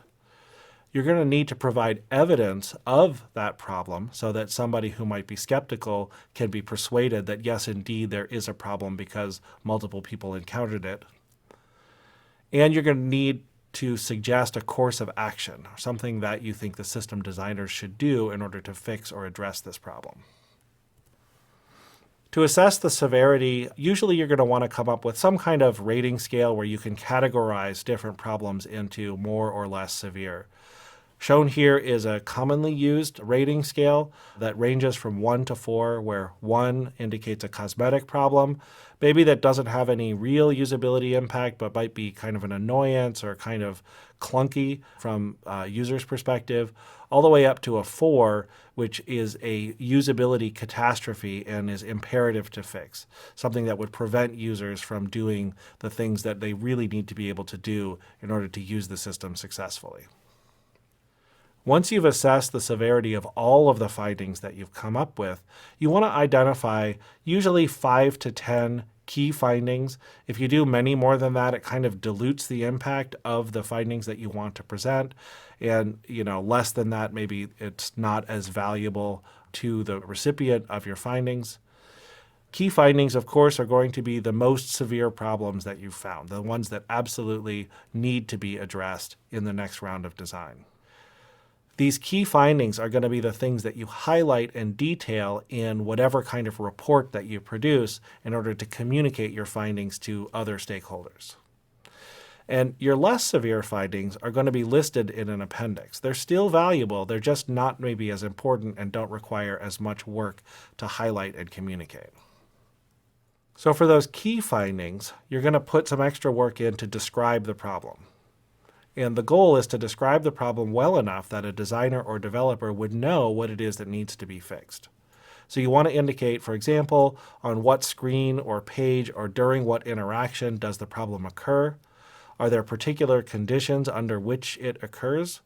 And often it will be helpful to provide a screenshot, or depending on the medium, you might provide a video showing the problem occurring. For each of these key findings, you need to provide evidence. So you need to describe the critical incidents that led you to believe that there was a problem. You're going to need to indicate if the problem led to any particular consequences, such as task failure or extended time or users committing errors or things like that. And you might indicate if you believe that the problem led to user frustration, and perhaps that frustration was linked to lower subjective scores. So did people that encountered this problem give lower ratings on the questionnaires or give different answers in the debrief interview? And if relevant and if you have access to it, it can be very compelling to provide quotes from the Think Aloud or from the debrief that indicate the severity or the importance of the problem from the user's perspective. And finally, for each of these key findings, you're going to want to suggest a course of action. Some possible sources for suggestions would be recommending a best practice seen in other products. Have you seen examples of where other products have solved this problem in a way that's elegant or that you believe would work better for users? You might refer to a design principle or a heuristic, a general principle of good usability practice. If you can find one that would apply in this situation, you can use that to suggest a way that this particular problem could be addressed. And of course, in some cases, you might just see a way that you think would work better. You might have a redesign, you might have an idea of how that problem could be solved that would be more elegant. It's often best if you can back that up with a best practice or a design principle, but if you're particularly persuasive and your idea is particularly compelling, it might be a good suggestion and it might be well received. Sometimes you don't have a concrete idea about what would fix the problem. And so sometimes the best suggestion could be more research. You might suggest an additional study to get deeper into that problem, to understand better why people were experiencing that problem. Or you might suggest an iterative design process wherein multiple solutions are prototyped and tried out to see which one would be the best one. So you don't always have to suggest a particular way that the design should be improved. Sometimes you can say more research is needed in order to find the best way to fix that problem. A typical thorough user test is often going to find many more than 5 to 10 problems.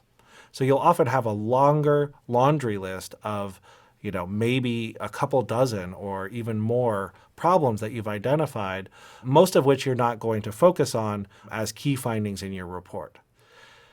You did all the work, and it would be beneficial for the recipient of your report to see what those problems are because they can get to them if they have time after addressing the more severe problems. So usually what you'll do is you'll include them in a table or spreadsheet as an appendix to the report that you would produce. In each of those cases, you're just going to describe where you found the problem, what the description was, and what your rating of the severity was. So I've talked throughout this lecture about writing a report or creating a report or reporting to stakeholders. And some kind of report is typically going to be the outcome of a user test. The specific format is going to be determined by the audience and purpose for that report. So if you're doing a user test as part of a personal project, you probably don't need to write a detailed formal report. A prioritized list of the issues that you found is probably going to be enough to help you get through the process of fixing them in the next round of design. If you're working with a team and the team is friendly to the idea of user testing, producing a report that lists and details the key findings and the less severe list of issues is probably going to be enough.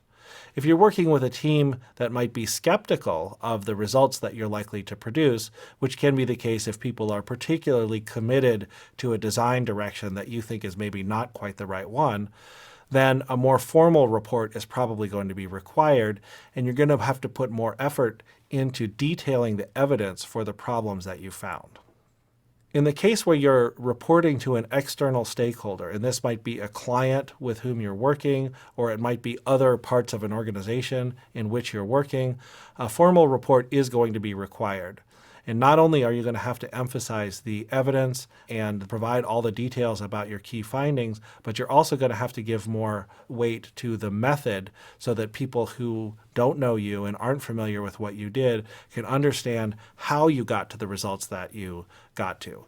So explaining how you came up with the tasks and why you did it that way, and what was the rationale behind the questions you asked in the questionnaires and in the interviews and things like that is going to be important so they can understand where the results came from.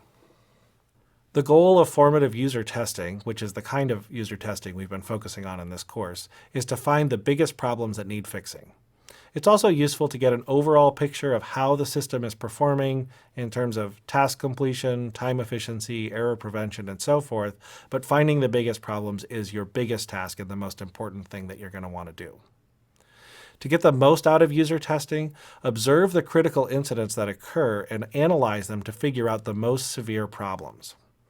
Be sure that you can communicate these problems clearly, indicating where and how they occur, providing evidence from your test sessions, and suggesting courses of action. Effective communication is key in UX research. Nobody will benefit from your hard work if nobody understands what you found except for you.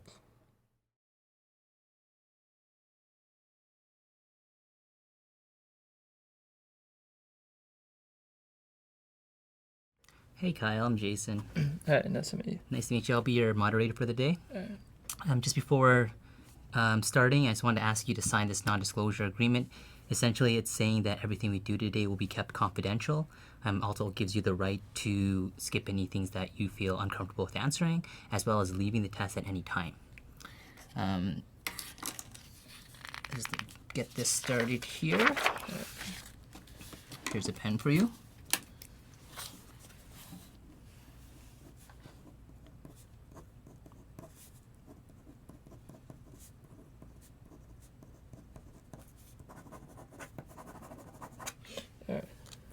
Okay, so I'm just gonna go over some of the things that we'll be doing today, kind of give you a rundown of the agenda, and then see if there's any questions, and then we'll just jump right into everything. Okay. So for the usability test, we'll start off, I'll ask you some kind of basic background questions, then we'll complete 8 different tasks, and then we'll follow up by doing a quick debrief. I'll ask you some follow-up questions on the task that you did. All right. For the most part, these sessions should be as if you were kind of by yourself. So if you get stuck at any point, I'm not going to try to intervene right away. I want you to kind of troubleshoot it almost like you're at home working the site by yourself. All right. one thing that's really important is to do a think aloud, which basically means I want you to narrate what you're doing. So whenever you're taking any action, tell me kind of what you're looking at, what you're expecting, what you're hoping to get done. Okay. All right. Any questions before we begin? I don't think so, no. Okay. So then maybe just to start off, can you just tell me a little bit about the last trip that you planned? Yeah, so the last trip I planned was a spring break trip to Cancun a few weeks ago. Okay. Tell me a little bit more about like how you planned it, how many people, all that kind of stuff. So I was actually meeting some friends down there, and I was responsible for my own lodging. I had a debate while planning. I was either going to stay at a hotel next to theirs or stay at theirs. So I also had to book plane tickets too, and then I guess so I went on a few different sites to look for planning my trip. Okay. Which sites did you use? So there was Hotwire, Kayak, Expedia. I checked my credit cards site. And then for plane trips I used Google. And then I also, after using the Expedia, etc., if there were hotels I was particularly interested, I then used the specific hotel site. Okay. In addition. Do you remember which site that you eventually used?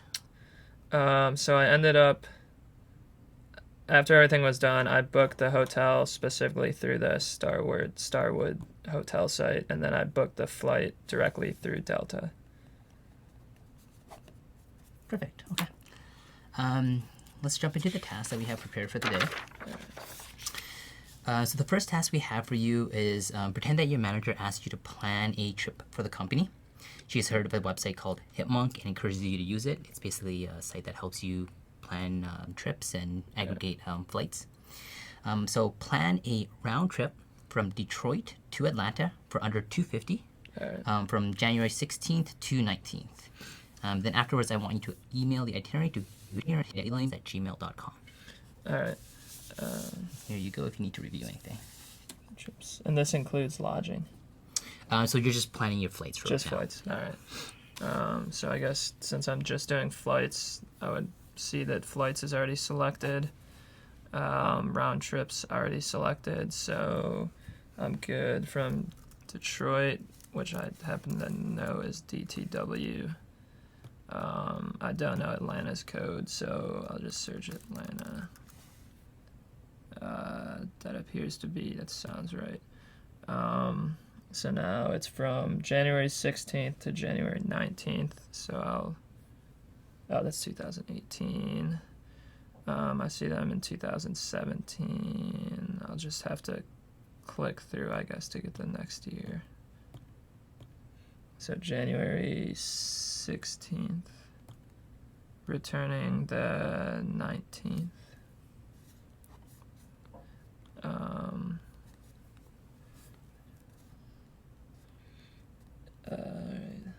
Just one person for me.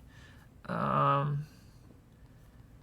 can either search or then compare with other sites. I guess my first instinct is just to see what happens when I just search this site. I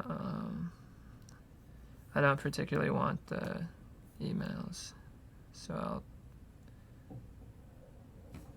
fix that there.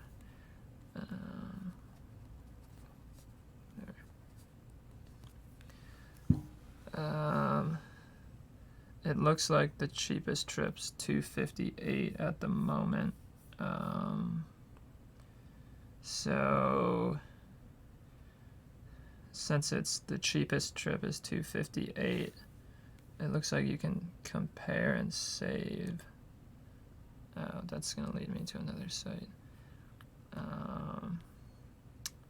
So I'm thinking about how I would go back, I guess, to that last option, and I'll try the back button, and everything's saved. So I'll add Oh, all right. I didn't. Some sites let you compare all on one site, but this just looks like it's linking me to another site. If you Unless can't it's find one for under 250, then just find the cheapest one. the cheapest. All Yeah, right. that's fine too. All right. So I'll go back and search then. So we've got a few options. Looks like to start you would select your departure. So there's a number of ones all the same price. They all seem to be American Airlines are the cheapest ones. So this one has the most return options, I guess. And there's not a time. So now I've got 7 choices of return flights. Since they're all the same price, I don't really know any time constraints. I'll just pick one. And then, what's it? Email the item. So it looks like you can book or there's an email itinerary button, which is what the goal was. So I'll do that.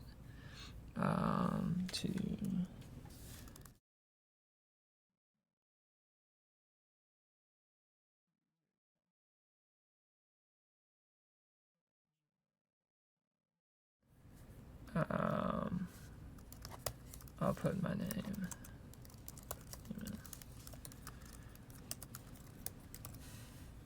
And I'll send them. So I think I just did that. Perfect. And then whenever you say, whenever you think you're done, just say something like, I'm done. Yeah, so I'm done with the task 1. Wonderful. Next task. Alright. So 4 people from the Chicago office, they want to attend a conference in New York from January 8th to 10th. What's the cheapest total price of the trip? Alright. And then note that any arrival departure time is fine. Alright, so I'll go back. I'll edit the trip. Looks like I can just edit from right here. So from Chicago, I guess I'll see city and see if it gives me all. I don't know what the difference between these two are. Chicago to... What do you expect to happen? So I would expect that it would give me departures from both O'Hare and Midway, is what I would guess, but I would confirm by just doing it, I guess. It's in New York, and then New York's probably going to be the same. Where there's a number of inbound airports. So it looks like it's already, my dates are saved, January 8th to the 10th. And then we've got 4 people, I assume coach.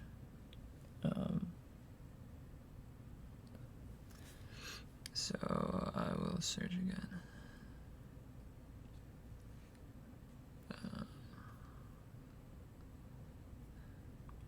And when you see this going on, what are you thinking?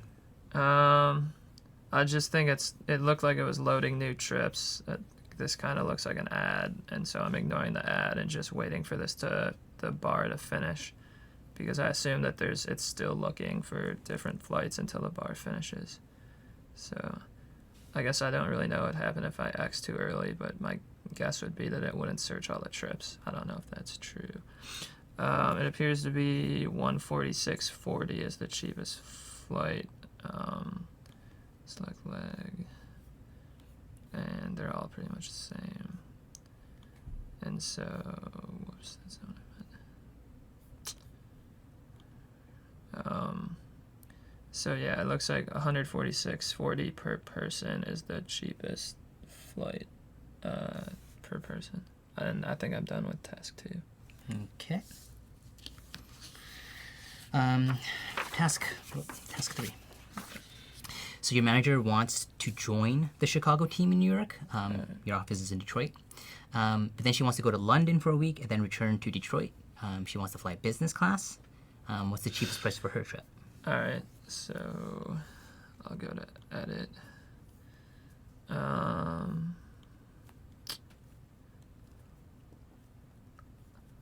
don't see sometimes there will be ways to add multiple trips, and I don't see it right now, so I'll go back to the main page. And yeah, because I thought there was a multi-city option on the main page, and there is. So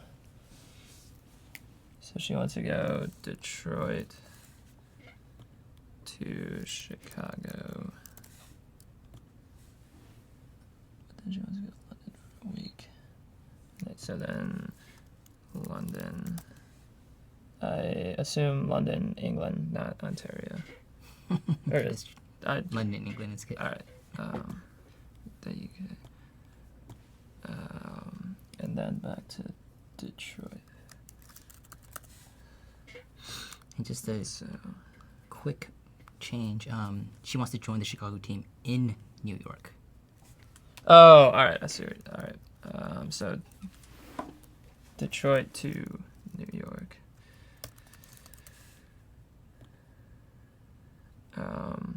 Then to London, then to Detroit. So Detroit. Oh wait. I see. I think I filled that out wrong. I was just adding them, so it would be from Detroit to New York City, from New York City to London, from London to Detroit, and then get rid of this leg, and then so Detroit to New York City. Can I look what the date was? Yep, it's January 8th. So, so she wants to get into New York City on January 8th. Scroll back to January. And then she wants to then go to London on the 10th. And then for a week would be 7 days. So 17th she would come back to Detroit. And she wanted, business class the entire trip. Business.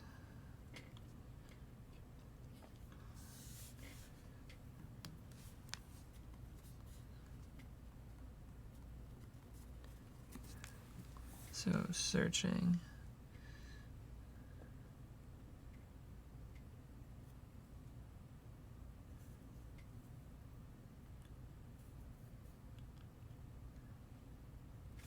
Alright, so for those particular dates, it appears that, so this one's going to be 79, so select that leg,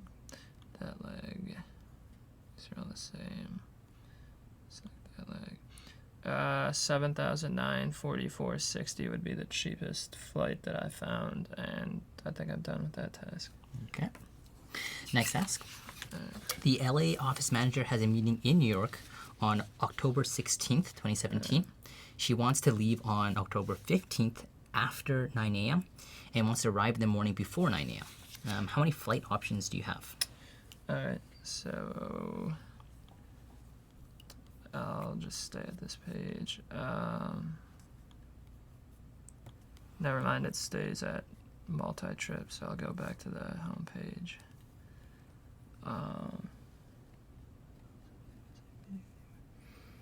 So she wants to leave on October 15th. So it's from LA to New York. She wants to leave on October 15th.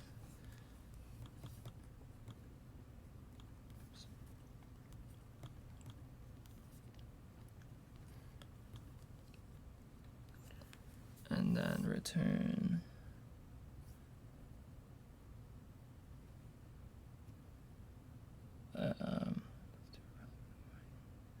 So arrive in the morning. That's arriving back home in the morning.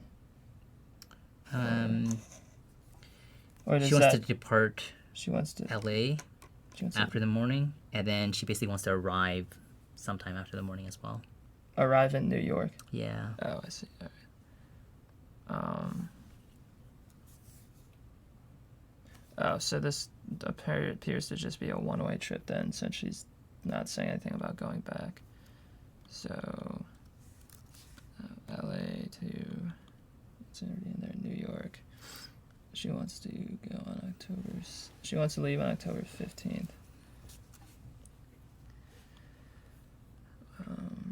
It doesn't say.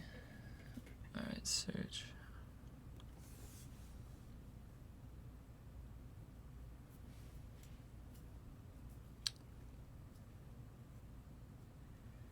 So, I'll wait.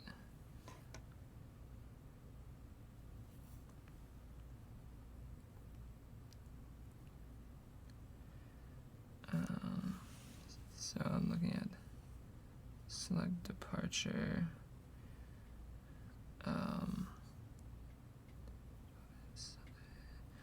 So this is the whole day. So I actually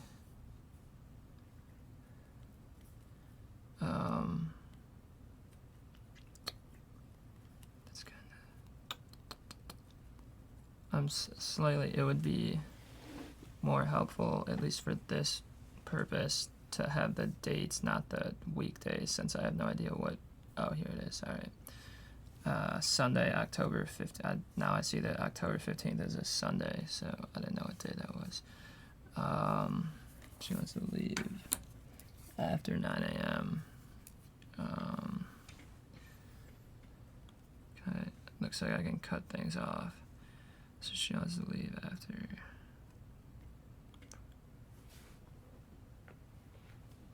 after 9 a.m. and then land before 9 a.m. I guess that.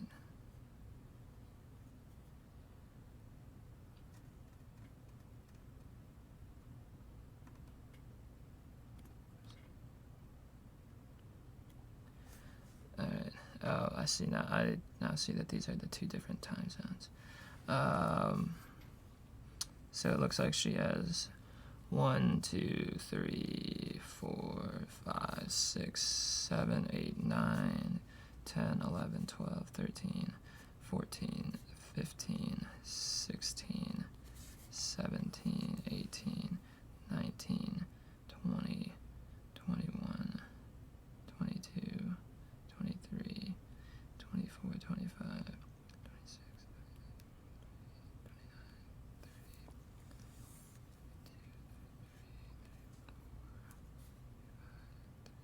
33, 34, 35, 36, 37, 38, 39, 40, 41, 42. Alright, I don't. What the. Alright, well, I'm not gonna count all these.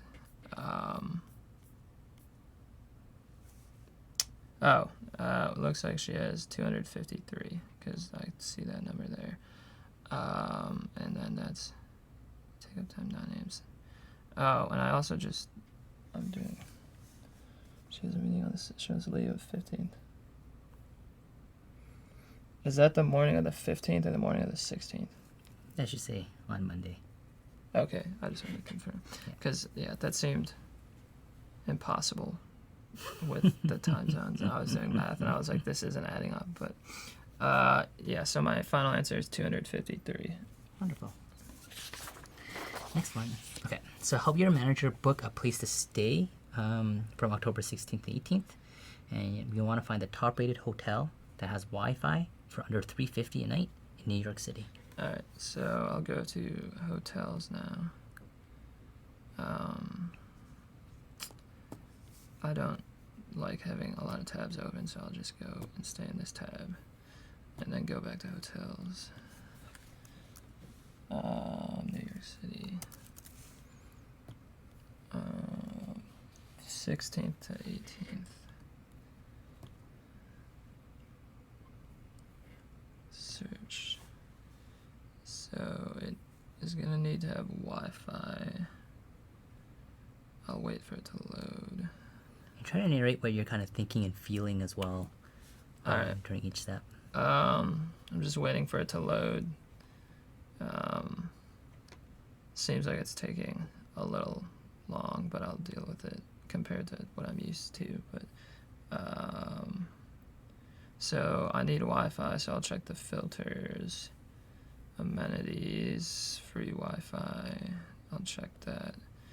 And then under 350 a night, so I'll drag this to max out at under 350. Oh yeah, that's probably per night.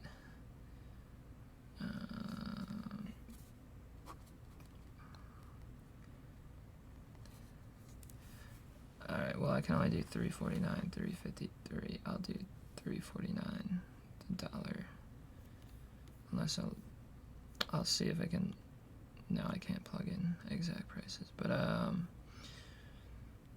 so the top rated. So I want the top rated hotel. So I should be able to sort somewhere right here by rating stars. I guess it's top rated, so rating. All right, I don't know why that didn't disappear, but it appears to be the Citizen M, New York, Times Square would be my answer. Perfect. Task 6, so 3 more total. Yep. You want to surprise your family with a visit over Christmas, but money is really tight. You want to set up a fare alert for a trip from Detroit to Seattle from December 22nd to December 26th. All right. So I need to do a fare alert. So when it's a trip, that's just airfare. Yeah, in your Alright, flight. just airfare. So I'll go to flights because I thought I remembered them doing stuff like that. I'm just seeing if there's anything on the homepage. Not mobile. I just knew that was the mobile site because I saw it pop up in the bottom left. The URL it was taking me to. But so now looks like I'm round trip. Detroit to Seattle on 22nd to 26th of December 22nd to December 26th. I assume we're not going back in time because it says at 16, but it would be nice if I could go back in time. But one person, money's tight, coach. All right. So this looks like what I was talking about when an email when the price plummets. I don't know. I'm hesitant to. I'm gonna see what happens when it finishes searching. Yeah, it goes away, so I didn't want to type things in and for it to go away. So I do see fare alerts right here though, because didn't say specifically fare alerts, so I don't know if that's what I wanted, but it appears to be. So I would You can go use- here. What email should I use? You can use this one. That one right there. Yeah. So No, so you need. And I probably don't want that, so I'll subscribe. And I'm not sure what it's doing, but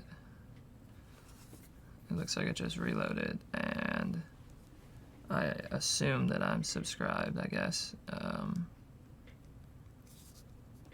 Yeah, I don't exactly know what that means, but I'm subscribed to the fare alerts, so Okay. I would say I'm done with that task. Perfect. Task 7. Oops.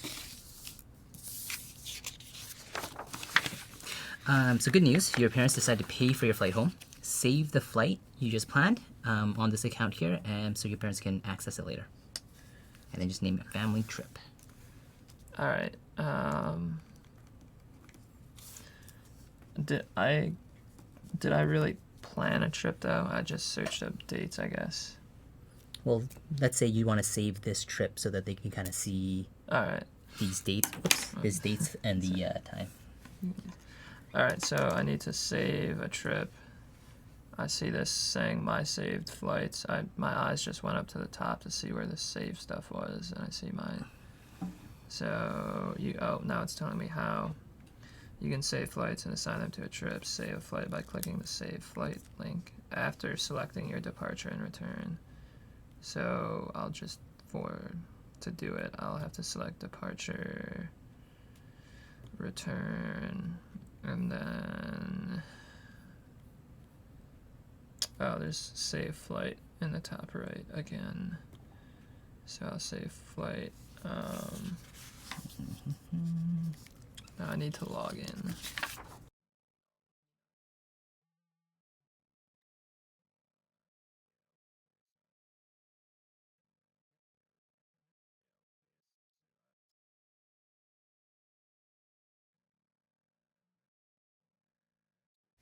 And I don't want email letters.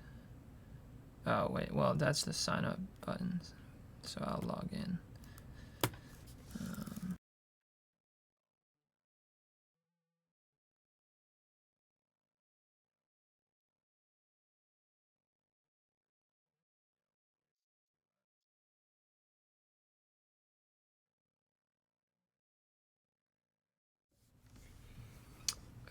So I saved it. No thanks. I'd save the flight. Alright, so I saved the flight. What is it? Wait. Oh, that's one. Oh. Yeah, I saved the flight. Oh, I guess I forgot to name it. So I remember if I go back here and here, my activities and trips, that looks like the saved flight, or the saved one. Oh, my bookings. I swear I was just somewhere where it said my saved flights, and now I forgot where. And what are you looking for at the moment? I'm trying to get back to my saved flights because I forgot to name it, and I don't know it because I went to my bookings and there's nothing in my bookings, nothing in settings, and then I went to my activity and trips and there's a search under activity, which I guess I'll run again, and now I see my saved flights, but I don't know why it didn't save. I think we're running a little bit low on time, so let's just pretend you named it. Alright, I named it and saved it. So after your senior itinerary, your parents decided they want you to come home for at least a week. So I want you to basically access your save flight, change the dates from December 22nd to January 4th. Alright, well that's what I was kind of just doing, and apparently it didn't save, so then I'll go back and save flight. I must have unsaved it. And there's the name that I forgot to enter, so.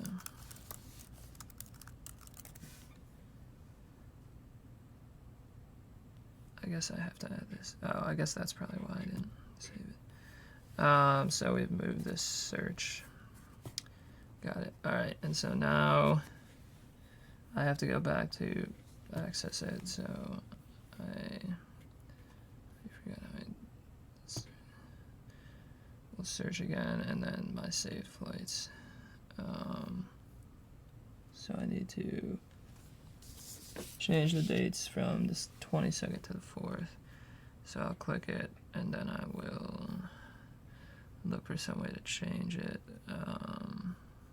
Edit seems right. So I'm staying all the way to the 4th, and now I'll search again. I'll wait.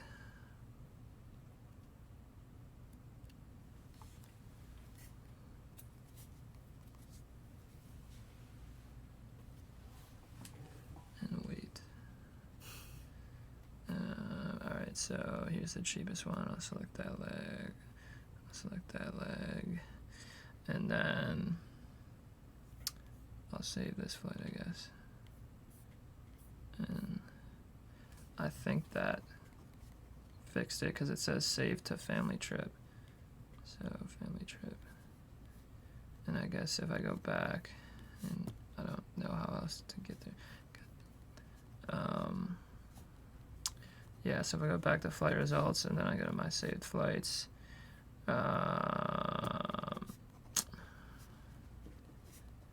it did not update.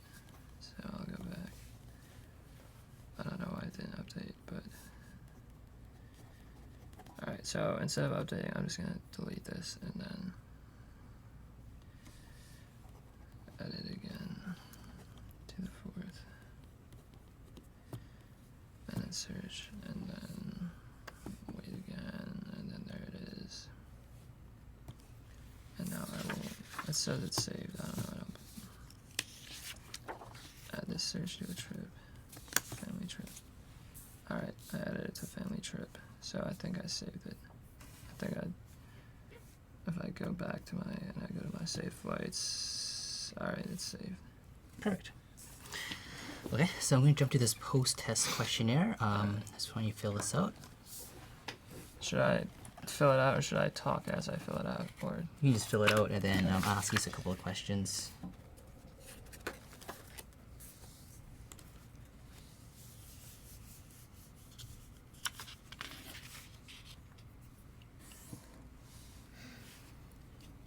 Since you're running the demo, I think it's okay to breeze right through it.